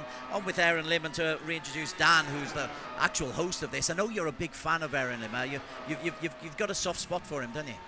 I do. I mean, I think I've got a soft spot for everybody I've grown up with in the motorsport scene. Aaron Lim is one of them. He is a team boss, team manager of one of our rival teams that we used to race up against. But you know, he's a friendly face. He's been a mentor to many Malaysian drivers, and Alex, as you'll attest to, you know, he's been in some of the fastest cars in the world. So he's racing something almost like what we're racing in on iRacing, but in real life. Race is coming, reverse grid now. Okay, so the reverse grid race is about to get underway. It is Aaron Lim on pole position alongside Josh Thomas, Angam Bannister, Miko Nasi on the third row with Nakib, Inigo Anton on the fourth with Mika Hakimi, Kalen Chin and Alif on the fifth row, Josh Perwin and Mohammed Ibrahim on the sixth row. Going down, Arif Azmi and Lance Lau, unlucky to miss out. Melwin Tan and Joaquim Garrido, Vantagiato and Ben Sieg. Dan Martin is there, which means that somebody couldn't get into the into it. Did I see Nakib? Yeah, Nakib is there. So it'll be a rolling start on this occasion, Ammo, which can be awkward. You've just got to make sure you get it right. And it will be quite awkward because the final corner is a chicane, so I don't know how the drivers will maintain ranks and rows when they go out. And nice shot though. I like how the cars actually lined up here before they start the race, because it's almost like a Le Mans style start, but they're going to go through a round behind the safety car for an entire lap before they come out to the Toyota chicane and they come up to the green flag as Aaron Lim now gets the field underway here It's for the about to formation. start. It's going to go straight to a start, actually. We are going to go straight to a start. Aaron Lim is the man who will be in the yellow car at the very front. There is Aaron Lim. The safety car is there. We keep an eye out on the lights up at the top as they come into this really tough first corner. So the safety car has stayed out. Oh, you're right. It's going to be one whole lap before they actually start. And one thing to note, we are missing one car on the starting grid, which should have been Kifley Hoffman, but due to the amount of accidents that he's had, I've just heard actually from Kifley that has a connection issue. Oh, connection issue. So we thought he got pulled up because of technicalities, but okay. So technical issues and he's out of the race. So unfortunate for him, he will not be racing for the second one. But for the likes of Ibrahim, who had a scare a bit when he was trying to lap him, he might be relieved to now see him in his way. Yeah, and just to talk quickly about Aaron Lim. You know, it's funny seeing him in a yellow car because I was his teammate. He did drive A1 Team Malaysia in A1 GP. Was it, God, years ago, 15 years ago. So yeah, it looks like the final race in Brands Hatch, yes. Yeah, A1 Team Malaysia car in the yellow colours. So there he is. Good to see him on pole. Let's see. He's an experienced driver. He doesn't have the pace perhaps to stay there in the race, but I fancy he will drive well. And of course, Josh Thomas right next to him in second. He needs the points, doesn't he? Yeah, and breaks the run of good form that he had because he finished 11th right. All of his points, finishes prior to that was 6th, 5th, 3rd, 2nd, and 5th. So it's all been in the top 10. First ever outside of the top 10 finish for him. So he might be a bit gutted that runs over. But now he's got a very good opportunity here to get a race win. Well, it's they've got to be really patient on this warm-up lap. You can almost feel the feet saying, let's go, let's go, let's go. But patience is a virtue in this warm-up lap, Alex, because you can't overtake that safety car. You just need to get yourself ready for when the rolling start is there. P3 is it Dominic Ang in the first of the Stratos Motorsports? It is Dominic Ang. And for Aaron Lim, it might be a bit of familiarity with him because in A1 GP was also rolling start, so he could easily just dictate the field here. Unfortunately, he didn't get to do so at the front of the grid in the final ever A1 GP race. He gets to do it now on the Charlotte Roval here. Quite daunting to see the other drivers right behind him, to be honest. And the floodlights are good, but as you said, Alex, once you go infield, into which is after the first or second corner, inside the track, the lighting changes. Is that reflected in the game as well? Yeah, that does. It does get changes in the game. You can see there's a glow from the sky that is lighting everything, but it will be tricky for the infield when it gets darker. But yeah, we're about to go. We are all just about set. Aaron Lim off to a good start. Look at that. Luke Bannister's also in there. Dominic Hang holding off. And that is spinning out Josh Thomas very, very early on. Can we go back to the front? I want to see what's happening at the front. Aaron Lim, meantime, has benefited from that. Dominic Ang is in P2. Miko Nasi has got up because I tell you there's a problem for Naqib Aslan. Naqib Aslan, who's up to P3, has crashed. There is Naqib. It's a big crash as well. He's not down in P3 anymore. He's way down in P17. And let's have a look at the man who won race number 1 at Akanter, Mohamed Ibrahim, up to P8 in the early stages, Amo. Yeah, absolutely, that's a brilliant start from Ibrahim. I did say earlier that it might be a bit difficult to overtake, especially from 12, but he's proven here to benefit from the accidents. We look at Mika Hakimi, he was involved in Naqib Aslan. Let's see what happened on board with him. And now we're looking outboard, so let's see what happened. Oh, well, that's a Black Arts car involved. Naqib was already involved in that one, and plenty of others get involved. In fact, Naqib hits Mika on the way back to recover, so he spins for a second time. That's so unfortunate. Mika on the back of his best finish of the season, now right at the back with the guys that he was involved with. Back up to the front, Mohamed Ibrahim is there, but Aaron Lim is the race leader. Aaron Lim has got Dominic Ang for real company, and Dominic Ang is looking to lead a race for the very first time this season. But Miko Nasi and Inigo Anton in P4 just there. But let's have keep a close look on Dominic Ang. Let's see if he's able to get close to. He goes on the top of the oval, and does he get the lead? Yes, he does. A race lead for Dominic Ang.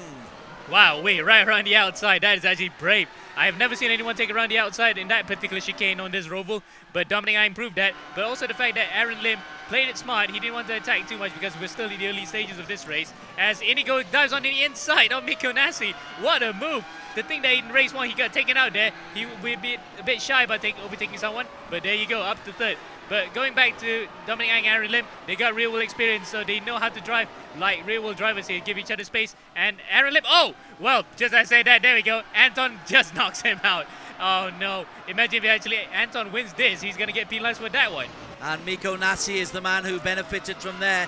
He just managed to edge in front, so Miko Nasi in P2, and you can see the change of the light there. But Dominic Ang, what a start, Alex Young, for Dominic Ang. It's a long, long way to go, but he's got himself a lead of a second half in the early stages. Yeah, it'd be nice to see the battle for P2, though. Yeah, we just missed it. Yeah, Anton and Miko Nasi came together again. Hopefully we'll see the replay of that. Yes, but he's Anton's found a way past Miko Nasi. They were side by side through the chicane. Nasi looking to come back at him, but not able to at the moment. Kalen Chin it is who's in P3. In P4, Muhammad Alif, and Josh Perwin has got himself up from a start in P11, and he's up into P5 and looking really good. As we have a look at what happened firstly with Aaron Lim. Fare thee well, my friend. That's your chance of a win over. Sad. There's meanwhile, we talk about a chance for a win gone. We saw Joshua Thomas spinning before even the race started, and we were tipping him to actually trying to get a win. Well, unfortunately, we kind of jinxed him there a bit. Now he's got all to do again from 13th. Unfortunate start for the Australian, as his fellow Australian Josh Perwin up in P5 right now after finishing second that first race. You might think that he might take it a bit safely, but a chance to win here because he's in front of Ibrahim. That's 1, 2, 3, 4, 5 in the shot. We're on board with Josh Perwin, and he has got Mohammed Ibrahim closing at a rate of knots behind him. Look at the pace of Ibrahim, Alex Young. He won race 1. He's fastest in qualification, up to P6 with still 26 minutes to race. Yeah, I tell you what, Dominic Ang is really doing a favour for Josh Perwin and Ibrahim because he's holding everyone up. And look at that, I've got a train of 6 cars right now, all in shot. Let's go on to Dominic Ang, and maybe we can go on to his cockpit, Ammo, and you can tell us how he's negotiating this lap and whether or not he's going to be able to hold on. Well, I can't see in the mirrors right now how close the rest of the field is. About a 10th. Well, there we go. We got our answer. Anton's going to go around the outside. Looks like he's going to do the same thing that Dominic Ang did, which is trying to overtake here. But, oh, it's further behind. Nasi's been... No, is that that's Chin? Chin. That's Kalen. Kalen's been hit. Oh, Kalen Chin loses 4 or 5 places, remains ahead of Miko Nasi.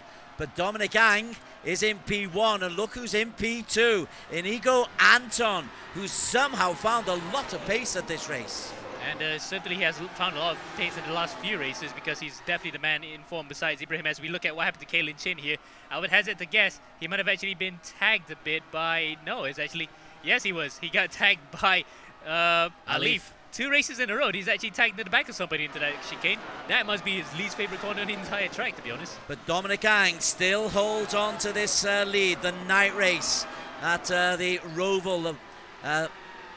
He is under pressure, and Inigo Anton goes on the inside, real pace. Anton tries to take the lead, and Inigo Anton then goes over, loses it, and Dominic Ang holds on. Anton drops to P4. Disaster from Anton. Oh, what has he got to do to win a race? Well, I'll tell you what, he was actually lucky not to get collected by the other drivers here. He's in front of Melvin Tan. But lucky that he got onto the curb and missed the other drivers. He actually completely went off the racing line and didn't get collected by anybody. But at the expense of, he's now got a lot of work to do here to get back up to the front. Best lap for Dominic Ang, 56.98, and he is just holding everybody up. Maybe he's just got a wider car than everyone. Muhammad Alif is on the backside of Josh Perwin. This is the battle for P1. Ang leads, Alex, but surely not for long. Yeah, we need to focus on the battle at the front because Josh is going to look trying. Is he going to dart down the inside? He's thinking about it. No, this is not the right angle we need. We need to see from Josh's point of view. He comes out of the chicane now. Good exit out of that corner. He's got to look down the inside, isn't he? He's got to think about going down the inside. He's got the slipstream. Is Dominic going to defend? He's thinking about defending. Oh, yes. He couldn't. Good defense there by Dominic. and Josh decides to nip back in. So Josh Purwin looking for P1 after a P2 in race number 1. But this is pretty heroic work from Dominic Ang at this stage. We don't think it'll last, but he's already lasted about 3 minutes longer than I anticipated. Wow, yeah, and Dominic then has a field of hungry sharks right behind him and actually trying to get his position. But credit to him, good defending, and he knew where to place his car in most corners to actually get ahead. But now I think this time he's going to have to defend even harder because Josh has the inside line coming onto the oval. Whoa, tell you what, Dom actually just closed the door abruptly, but he can't close it this time. Josh actually takes the lead back.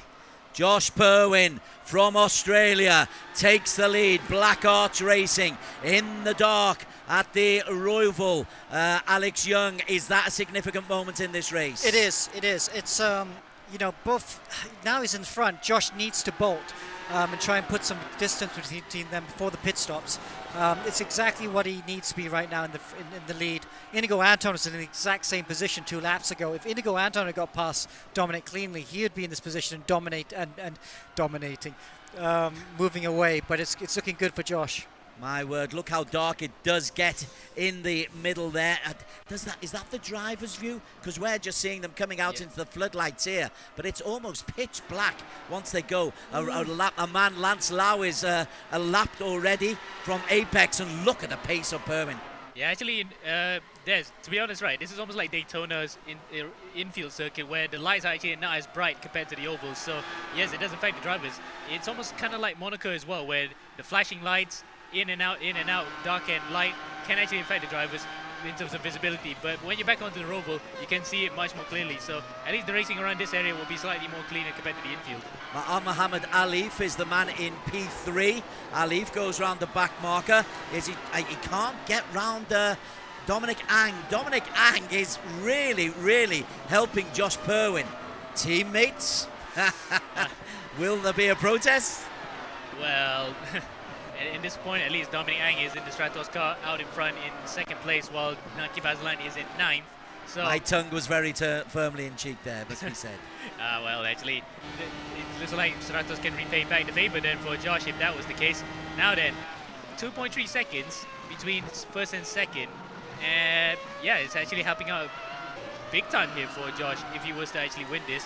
But so far, at least, we're only about 10 minutes in. We got another 20 minutes and a pit stop to go to actually determine this race results. Indeed, the pit stops are going to be crucial as Dominic Ang. Ang. That's a hit. That's a hit. Dominic Ang is out.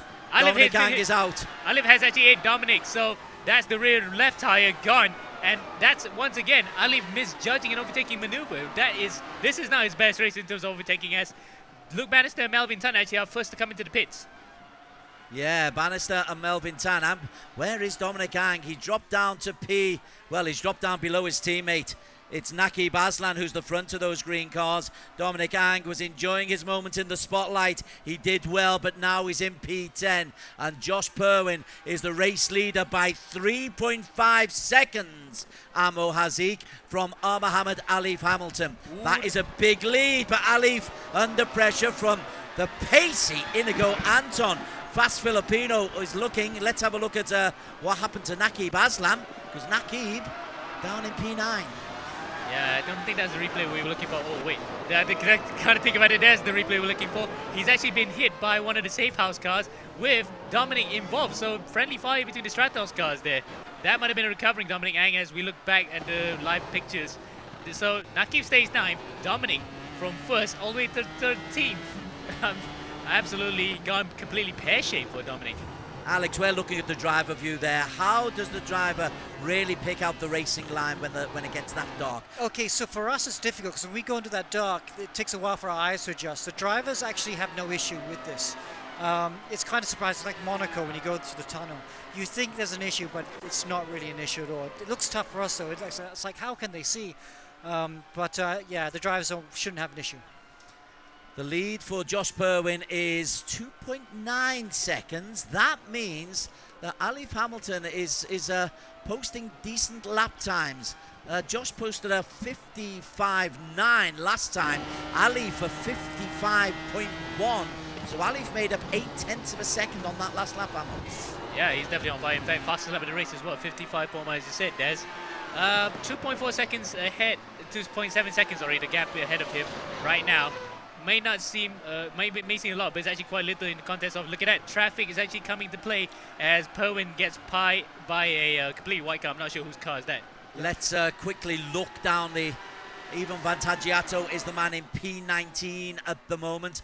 Lance Lau, Apex Academy in the yellow and blue. He's in P17. Dan Martin, welcome back. He's in, well, he stopped there. He's in P16 and out of the race, just to give a little bit of a mention to those further down. Dan Martin is back there, but Josh Perwin back in the lead. That lead is coming down. It's only 2 seconds. Yeah, it's dropping significantly. It is dropping significantly. He might be thinking of a pit stop soon, but he doesn't have the option of soft or hard tires, because remember, these oval races, they tend to use only one compound, which is a primary compound tire, a harder compound. But whatever Josh is doing right now, he's losing a lot of time, probably by virtue of the fact that he's the first driver to negotiate through the traffic, so that's why I think he's losing time as we look for the behind Lance Lau and Mikko Nassi. Oh, big accident coming onto the oval into the pit lane. Now that might be a point contention here for the stewards, because a lot of drivers use that as part of the racing line to come onto the circuit, so we might have to look if that was actually for a pit stop. Our race leader, Josh Perwin. Okay, he's re-established the lead. It got down to 2 seconds. He's suddenly found a second on our Muhammad Alif Hamilton. So maybe Alif just had a couple of golden laps, but Alif, his last lap was a 55.3. Still quick. Alif into the pits. So all the pit stops are happening right now. Alif's in the pits. Inigo Anton also went into the pits earlier on. So that's interesting. If he can get some clean laps, Anton might be able to pull himself back up into a podium position. So early pit stops happening now. Okay, so Josh Perwin has stayed out. Does tyre wear come in the pace of these laps, or because it's so cool they don't really have to worry about the tyres?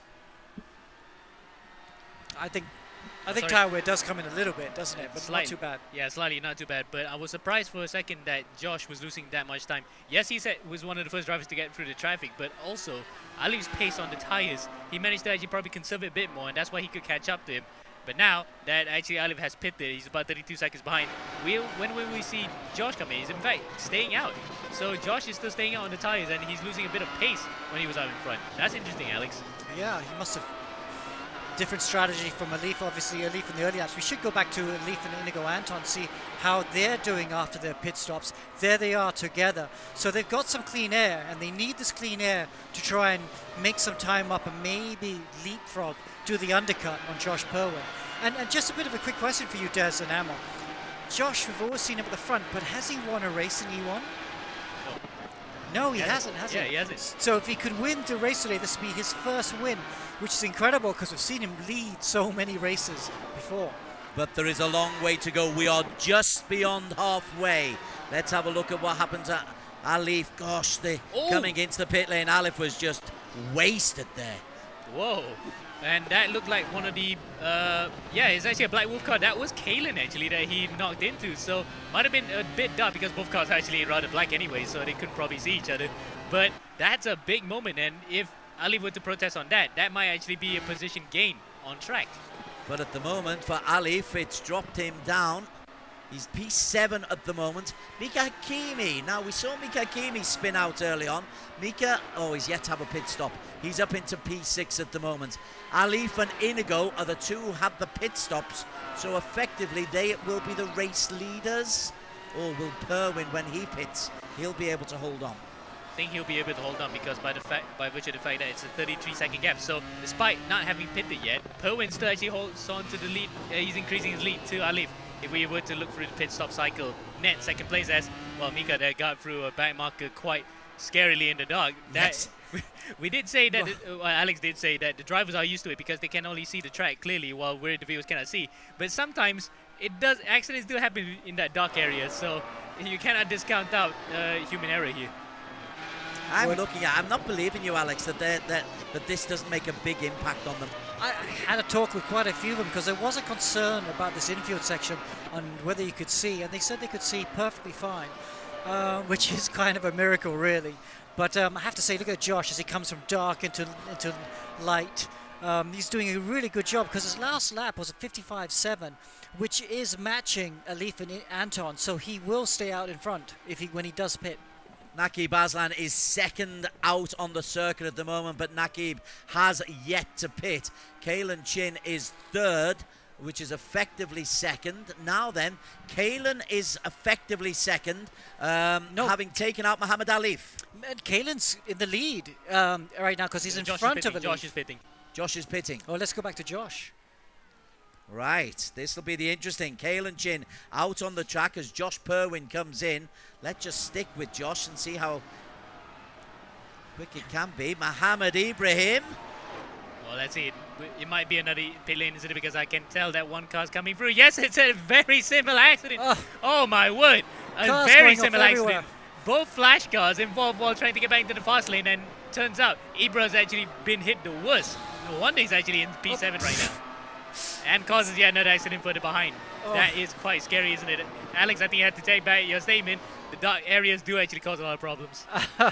Yeah, certainly looks like it. Look at Ibrahim. Inigo Anton then flies into trouble. Oh, Inigo. Big moment for him. And we ask for the umpteenth time. What does Inigo Anton have to do to win a race? Yeah, I think he must have gone over incident points. So I think that was a drive-through for him. But Josh Perwin has come back out into the lead. So that's a drive-through for Inigo Anton. This is what happened earlier on when Ibrahim went out. We're seeing the aftermath of that. We didn't actually see the whole accident. When he went up and then Inigo spun again. Oh, that's a shame. There was a third car there. I'm not sure which car is that because that looks like a safe house car. So 3 cars involved in that accident. And the Dark Harriers on the Charlotte infield have actually caused the most mayhem, actually, to be honest. Well, it means Muhammad Ibrahim has been able to quietly move himself up into P4. Fastest in qualification. Won race number 1. And with, 11 and a half minutes to go. Not a million miles away from a podium in race number 2, Alex Young. No, he isn't. And he's on the podium now. He's in P3 right now. Looking at... Mika again. So no, we're just watching the accident from earlier on. That was Mika involved. In fact, Mika was the one that hit Ibra. Goes into the wall. There was Inigo involved. So 3 cars involved in that accident. And Mika came out the worst, and also Ibrahim as well. So I think that pit exit, you know, we talked about in the driver briefing how you have to stay to the left on the way out. But what happens is the guys going through turn 2, they don't see the cars there because they're in the blind spot. They're just taking the normal line. And obviously this is an issue we have with the circuit. It's probably why these kind of cars don't run on this circuit. Now they tell us. But Josh Perwin, so long as he can stay out of danger, and danger does seem to follow Josh around, so let's not count that out completely. But if he stays out of danger, he has got a 7.8 second lead from Kalen Chin, who's in P2, as Muhammad Ibrahim moves up now into P3, having just overtaken Miko Nassi. And the fact that Alif went through into the pits again, so I believe that was also yet another drive-through for the incident points. So not going all too well for Alif, being involved in an accident where he got hit by a car on one of the pit lanes. In fact, by a pit lane, we go into a replay of what happened here. This is between Naqib and looks like a safe house car. That might have been Miko Nassi. Oh, yes, it is. Oh, well, bit of a tap there. Naqib's not liking that corner section whatsoever because remember that in that first race he was hit by Alif, and now on the way out he's also spun. But I think that's the third incident I've seen from Naqib where he's spun or hit something by himself. Very unusual for him. Josh Perwin, meantime, maintains that 7-second lead. Out of the darkness, comes into the light or approaches the light, but back markers ahead of him. Danger is there. Danger is lurking in the shadows. And that danger in the shadow is the pole center for this race. Looks like it's Aaron Lim actually right in front. So hopefully Aaron can actually get out of the way easily because look at that high banking. He can take it to the right to actually give way. Not yet so far. Probably the blue flags have not been waving as Josh then, after his pit stop, 8 seconds ahead of Kalen. So whatever time he made on track, the overcut seems to work. And that's probably thanks to the fact that these are harder tires that allows him to do that. Aaron getting lapped by Josh, being clever and just letting him through nicely. Okay, so there's Josh Perwin. Let's have a look at the man in P2, Kalen Chin. And if we look if Kalen has got any pressure behind him, the answer is no, but Muhammad Ibrahim is closing in at a rate of knots. Muhammad Ibrahim's just posted a 55.49, which is 0.4 quicker than Kalen Chin's last lap. Fortes quicker. He only made a bit of a dent to that particular interval, but still 14 seconds behind. I don't see it. I don't see that gap closing anytime soon unless something dramatic happens, like say another back marker causes an incident or Kalen goes off in the darkness. But so far, at least, going steady for the Aussie, and he is now well on his way to claiming a second podium of the season. Okay, let's see if there's any more incidents involving Inigo Anton. Whenever we seem to follow him, Alex Young, there seems to be some kind of sparks and mayhem. But at the moment, he's not happy, but is in P7. And more sparks. Really, such a shame though. It's another race you feel he should have won. You know, he was in P2, Dominic Ang was in front of him, had the overtake done, kinda, and then just went off, and that's it. He's been in trouble since then. Replay of what happened to Dominic Ang here, so it might be another pit lane exit incident. No, not this time. But see what happens after. Oh! Well, it's a dark colored car, and I'm not sure whose car is that. He might have actually spun out earlier anyway, so Dominic collected somebody. That was Mika Hakimi, so I must have spun by himself and then, well, collected him. Gosh, Josh Perwin has done really well to avoid any of these incidents. They're back with Anton and now back with Josh Perwin. Perwin, race leader, 8 seconds clear, but there is danger lurking in those shadows. I tell you, we've seen it too many times. Be careful, young Josh, be careful. In the darkness there's always going to be a lot of problems, and for Josh anyway, he has been clear of that-ish. There have been a few moments that it's been harem scarum, but maintaining a gap about 8 seconds in front of Kalen, looks like he knows where to go, where he's going. He's showing the light for everybody else to follow. I'd just like to have a look at some of the others we've not given any TLC to. Josh Thomas, who was early on, he was involved in an early incident. He's still on the track in P8 at the moment, the Aussie. I think we expected a little bit more from him on both here and at the Oval, Alex. Yeah, he's just been a bit strange. Josh Thomas and, of course, Luke Bannister, both the Aussies, just a little bit anonymous today. Didn't have the pace. They were unlucky, though. They did have that the start line incident in race 1, which struggled. But in general, they haven't had the pace of, say, someone like Josh Perwin or Mohamed Ibrahim. Where is Luke Bannister? Luke is having a tough old time. There is Luke Bannister in the pits. Looks like his race is run. Josh Perwin is the man who is leading, but Luke Bannister is out of this race or maybe in the pits. Perwin, can you avoid the danger, Josh? Well, he avoided one danger. He overtook a back marker there. You can see the white car just outside of shot was a back marker, and that might be Joaquin Garrido. No, is that? Yeah, that was Garrido. So Garrido became another back marker that's been overtaken by Josh. But luckily for him, the back markers have been quite behaved, so he has actually had the luxury of overtaking these drivers and not lose too much time. It's still 8 seconds, amazingly, between himself and Kalen. Tell you what, your mystery circuit has worked quite nicely, Mr. Young. Well, it's been a bit of a crash fest. I'm not sure if we're coming back. Yeah, I'm not sure. You love the crashing, don't you? I don't like that much crashing. Yeah, I think the pit exit, didn't expect to have as many problems with the pit exit as we have today. So I don't think we can come back to this track for these sort of cars. They're too quick for it. Arif Azmi from Apex Racing. He had a terrific P2 last week at Indianapolis here, struggling in P13. You just see as he comes out, get perilously close to that wall. Fabulous circuit, exciting circuit. Well, you're going to have to, because you need to make a lot of timers in the walls. As what Alex said, that you actually, if you get up close to the wall on the oval, you get a lot of speed and time. And it's also the same case here on the Roval. You just have to get as close as possible to the wall to get a wider line through the entrance and a faster speed mid-entry and good exit out of it. Yeah, we should actually also have a look at the battle for 4th position. That's getting quite tasty between Nasi and Alif. Look at that, look at them. Nose to tail, Safe House and Flash battling for 4th position. Oh, they're both black cars as well. We can't follow them on the infield because we can't see them. But yes, Mikko Nasi, they're hanging on to 4th at the moment. You know, somehow he survived he's been in a few incidents, but Alif, wow, going to try to go down the inside. Oh, can he make it move the move stick this time? Yes, he does, cleanly. And in race 1, he tried to overtake Naki right to the back of him. This time makes it clean, and I'm surprised Nasi didn't defend any harder there, Alex. Yeah, I think maybe Nasi just struggling a bit because he just dropped way back. So something's wrong with Nasi's car because he doesn't have the pace he normally does. Nasi might find himself coming under pressure as we look from Nakib, you just saw Nakib Aslan coming into the shot there. How long have we got? We've got 3.5 minutes left. This could get a bit naughty for Miko Nasi, because Nakib Aslan is looking for a P5.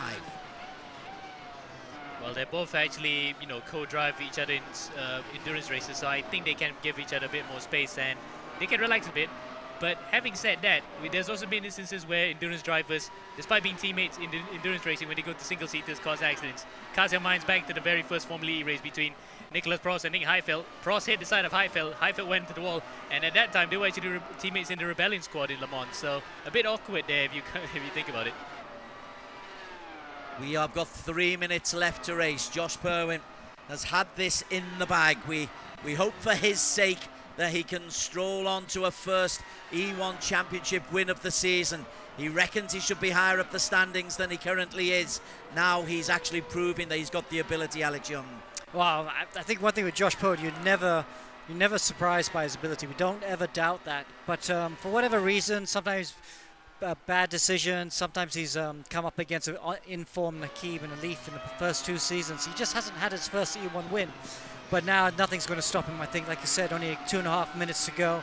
7 seconds to Kalen Chin in second position. That should be comfortable enough. And nobody in the pits either, so nobody's going to come out the dark and just hit him. Yes, well, good things that these cars heal themselves. So even if you did get hit, I think 7 seconds might be enough for the car to heal itself and still hold on to the lead. Doctor Who regeneration intensifies. Kalen Chin, another very quietly efficient performance by Kalen. We forget how young he is. We forget he's still a 14-year-old. He's so mature, looks so good, consistently chasing the podium places. Absolutely, and yet he's going to be, only surprisingly though, it will be only his second podium of the season. He's been there or thereabout in the top 10 for the last, 5 races, apart from that a little bit of a hiccup in Indianapolis. He is looking good here. He can actually build a title challenge from this. Yeah. Certainly can. We're at the midway point of the season now. 1.5 minutes to go. Mohammed Ibrahim is in P3, but won't get close, I think, to Kalen Chin in P2. Mohammed Alif Hamilton is the man in P4. So it looks like Flash are going to have another successful day in terms of points. But Black Arts Racing, Josh Perwin, Alex Young, we ought to just stick with him. 1 minute to go. This has been a comprehensive, fabulous victory and really kickstarts his championship. Yeah, it does. I mean, he's still going to be second in the championship because Ibrahim also had a very good qualifying in race 1. But, solidifying himself as Ibrahim's perhaps only championship rival at the moment, because the guys in 3rd and 4th, Thomas and Bannister, have been nowhere today. But, yeah, really good drive. Josh, very controlled drive as well, kept out of the trouble, and that's why he's going to win. 30 seconds to go. This will be the last lap, so barring a catastrophe, and we do not count out catastrophes in sim racing, but Josh Perwin is going to purr home for Black Arts Racing for his first win of the season, for his first win in the E1 Championship. And it is a comprehensive one by more than 6 seconds, Amo Hazik. Absolutely. In fact, he's actually dropped the pace a bit slightly because Kalen is actually chasing now, but too little too late for the other Aussie to catch up. Josh is going to be purring all the way to the line. There he is, Josh Perwin. As he comes round, he's just got this long bank to go. Alex Young, and superlatives please for Josh Perwin. What a drive. Second in race 1 and the win for the Australian. His first ever win. Wow, that's Josh Perwin, look please. That's a lot of emotion for Josh Perwin. So Josh Perwin takes the victory. Kalen Chin will come through for another podium place, his second of the season. Mohammed Ibrahim got ahead of Alif, would you believe? Ibrahim pinches P3. Alif is close behind in P4, but Ibrahim has another huge week. And while Perwin enjoys the victory, Alex Young, Ibrahim will retain top spot in the championship. But your conversation is going to be with the race winner, Josh Perwin. Thanks to Amma Hazik for the commentary. Alex, over to you. Wow, so there's Josh doing some donuts in the infield. We can't really see him, I think. But Josh, your first win in E1, I believe. Come on, talk us through your race. Yes, so I started 11th. I wasn't expecting much, but I was slowly making my way through the field, and then I think everyone kind of got stuck behind Dominic. And then I ended up being the one when I was at the front of the queue to make the overtake and pull away. And I think that was the race-winning move. And then from there, just controlled the pace. Tried to go for fastest lap, but a lap car got in the way. But apart from that, it was a really good race. Really happy with that. Yeah, you should be. It was quite hard overtaking Dominic. We saw a couple of guys go off. Kalen went off, and then Inigo Anton went off. What were you thinking at that point? Were you thinking, well, I have to try and find a way past without having an accident? Yeah, that was the thing as well, but especially, you know, if you get an incident, you get a 20-second penalty, so you have to be very, very cautious. So I was kind of just biding my time and waiting for the perfect opportunity, and I seized it down the inside and broke a bit later, so I got the position. So, yeah, I was very, very happy with that move. I think I did a fist bump after I made that move as well. So, yeah, really happy. Okay. How was the tire deck for you? Because you actually held out a little bit longer than most of the other drivers, so your tires must have held on quite well. Yeah, I was being quite cautious with the tires, especially when I was in that queue, so that if I got ahead, which I did, with the drivers' lap cars ahead, I was kind of waiting for a bit of a gap in the lap traffic so I could kind of just push a bit while everyone else was pitting. But I was still doing the lap time. Like, I was going for fastest lap after lap, so I didn't really see a reason to pit until I got close to the lap cars. So, yeah. Well, you kept it on the black stuff. Congratulations. Bask it in, soak it in, and we'll see you next week. Des, over to you to walk us through our unofficial results. Thank you very much indeed. Yes, Josh Perwin's first victory of the season will help him in the overall championship standings. Kalen Chain, quietly efficient day. A P4 followed by a P2 for Black Wolf. Mohammed Ibrahim, that's another super day for Team Flash. He will be the championship leader by a long way. Alif competitive. Miko Nasi, a decent P5. I think that's his best result of the season for Miko Nasi. Naki Baslan struggling in P6. Keeps picking up points. Inigo Anton could have won, might have won, didn't. Josh Thomas 8. Joaquim Garrido for GT Radial Your Asia down in 9. Aaron Lim in 10. Another top 10 place for Aaron Lim from Team Egg. Hakimi, Dominic Ang, Arif Azmi, Melwin Tan and Ben Seek on his return, picking up points out of the points. Martin Lau and Luke Bannister. All right, so that's 2 races for 2 done and wrapped up at Charlotte Motor Speedway. The Roval sure did deliver with the action. We've got plenty to unpack with post-race analysis, as well as a look into what our championship results look like after all the points have been tallied up. All that coming to you after this break.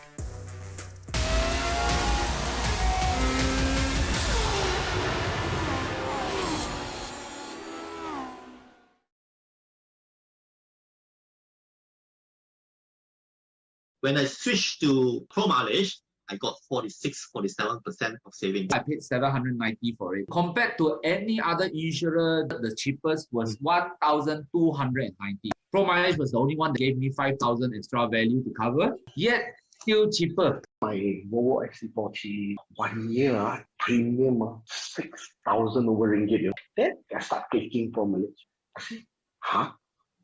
3,200 plus ringgit. Claim went through pretty fast. I got my car back pretty quickly as well. Called them about 8 o'clock in the morning. I think within 1 hour it came.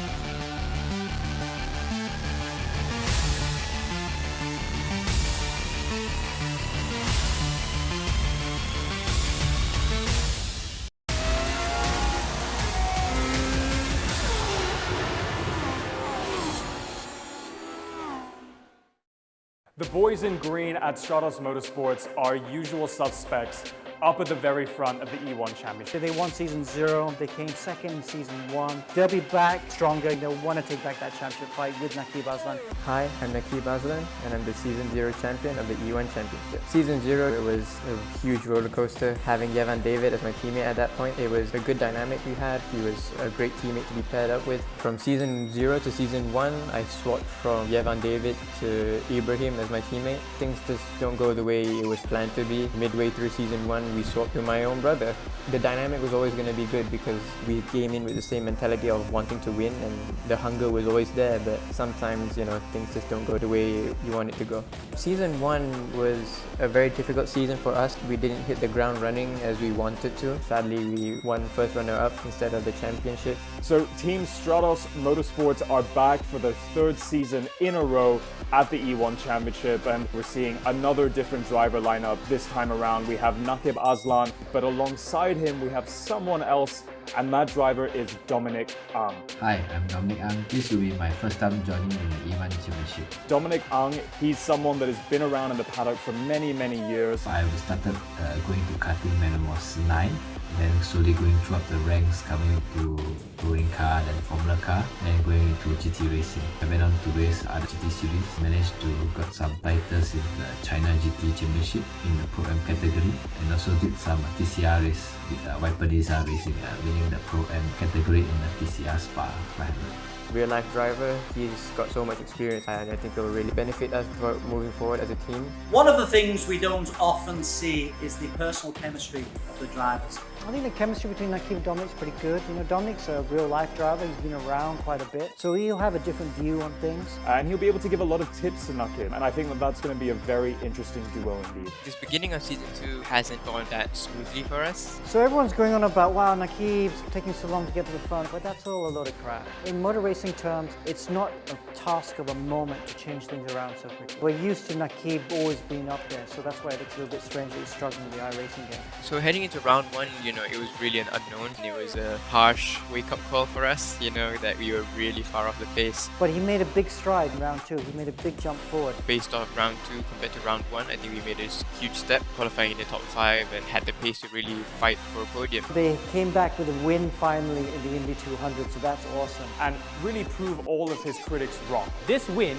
at Indianapolis might just be the big confidence booster that he needed. I'm so super elated for the team getting our first podium and that being a win. We've all worked so hard for this. We're back up there and hopefully we can bring that momentum coming into the next round. But they've still got more to do, you know, they're still not quite up to pace on the usual track. My biggest obstacle personally is figuring out this game. Still not quite there yet, but we're making that, and I hopefully midway through the season maybe we'll be fighting for that win again. I think for the upcoming races we'll still see small improvements with Stratos. They're not going to go from where they are now to winning races. If they can fight for podiums, that'll be a really good result for them. Well, I think that was a classic case of the commentator's curse. We were praising Naqib Aslan for doing well in Indianapolis. Struggled a little bit tonight, and we'll get to that in a little bit. But hello, folks. Welcome back to the E1 Championship. This is Season 2, brought to you by our sponsors, Evo Club Car Insurance with Pro Mileage. Don't forget that you can save up to 40% off your next car insurance renewal. Be sure to check out their website, evoclubinsurance.com. Now, we just had a feature there on Stratos Motorsports. Naqib Aslan, we said, reigning champion. We understand he's struggling a little bit, you know, with the iRacing platform. Yep. We've commented on the good chemistry that, you know, James Russell at Stratos Motorsports has done pairing Naqib Aslan with Dominic Ang. But it just doesn't look like it's still kind of gelled together. There were still a lot of mistakes, quite a few accidents tonight. Is it too late for Stratos Motorsports to win the championship? Oh, definitely. The gap is too big.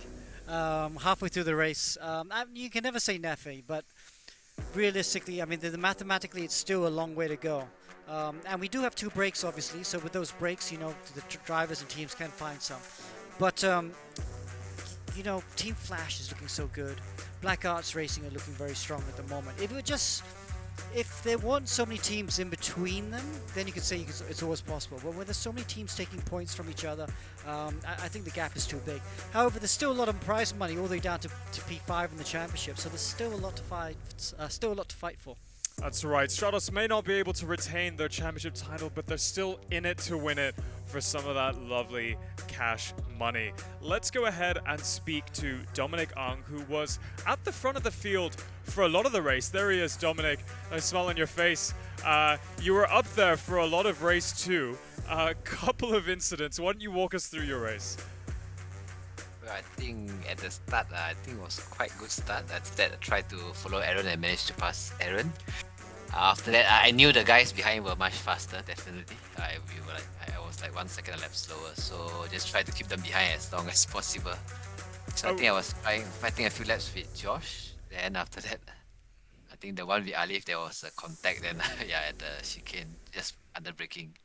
We know you're a fast driver. Of course, we had a cool snippet there showing all of your racing experience in GT cars, Le Mans prototypes. I mean, where are you lacking in pace? Where do you think that you can make an improvement on this iRacing platform for the rest of the championship?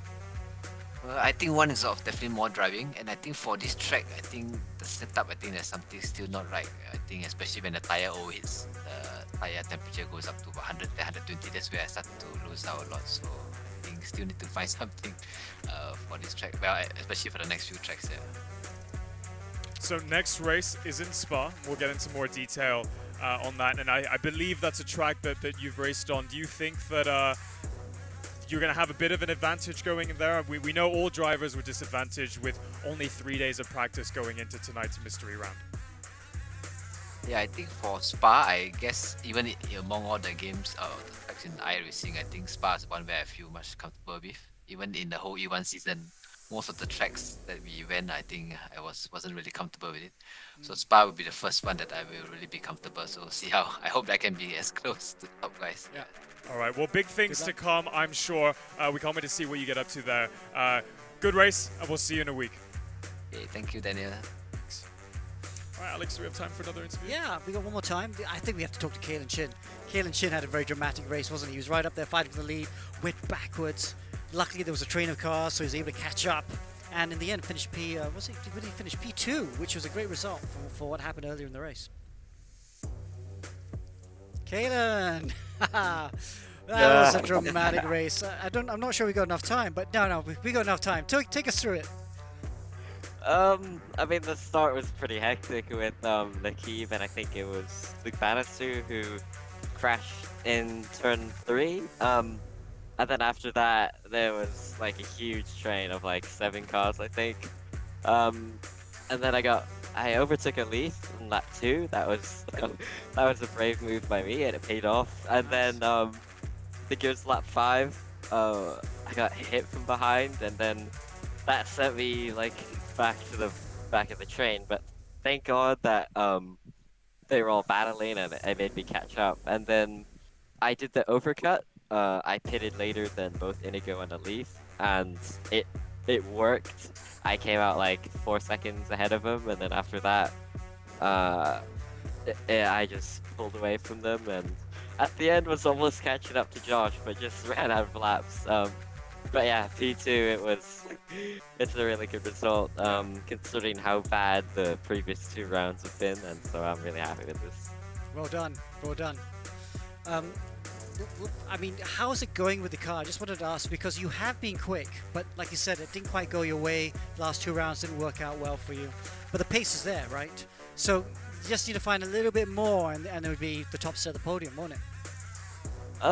Yeah, actually, I haven't really, this week and also next week, I wouldn't really have the time to practice, as I have exams for school next week, so it's going to be a bit difficult practicing setups, but if I have the time when I'm not studying, I'll definitely put in a lot of hours to work with Marco Zipoli, my team manager, see how much we can gain, as we are still like about 2-3 tenths behind like Black Arts and Flash, so we'll see. I'll see what I can do, and hopefully we can be as quick as them.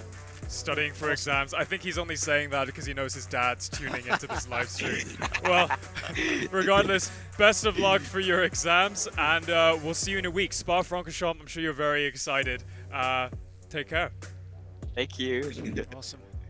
All right, up next, Alex, take us through the highlights. Highlights from race 2. I'm going to have to talk really quick because there was so much action going on. This is at the very start there. At the start, Thomas spinning off. Oh, very unexpected from Thomas to make that sort of mistake. Then Aaron Lim was leading. Then Dominic Ang had this great move around the outside of Lim to lead. And then this huge train of cars following Dominic Ang. Dominic actually did a really good job because he didn't have the pace of the cars behind him, but he kept them behind for so long. Then Inigo Anton made his way through, and then he made a mistake, too much curb, and that put him out of the hunt for the win. Inigo, if he hadn't made that mistake, I think would have won the race today. Then finally, Josh Perwin was the guy to finally overtake Dominic Ang, and he would go on from that and pull out quite a nice handy gap. And behind him, as it got darker, lots of carnage, especially coming out of the pit lane when people can't see each other. But Josh Perwin was able to take his first win of the season. These results are brought to you courtesy of Evo Club Car Insurance with Pro Mileage, and Josh Perwin picks up the 25 points ahead of Kalen Chin. Good day for both of those Aussies. Mohammed Ibrahim, really good day for him, a P1, the P3. Ali for P4, plus fastest lap, just shows how quick he can be. Miko Nasi and Naki Baslan rescuing something.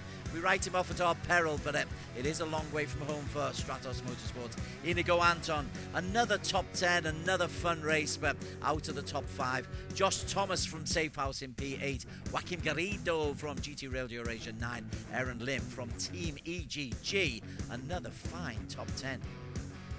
What that means is that the points for this round, Josh Perwin 48 points, but Ibrahim 46, so Perwin gets closer, but only by 2 points.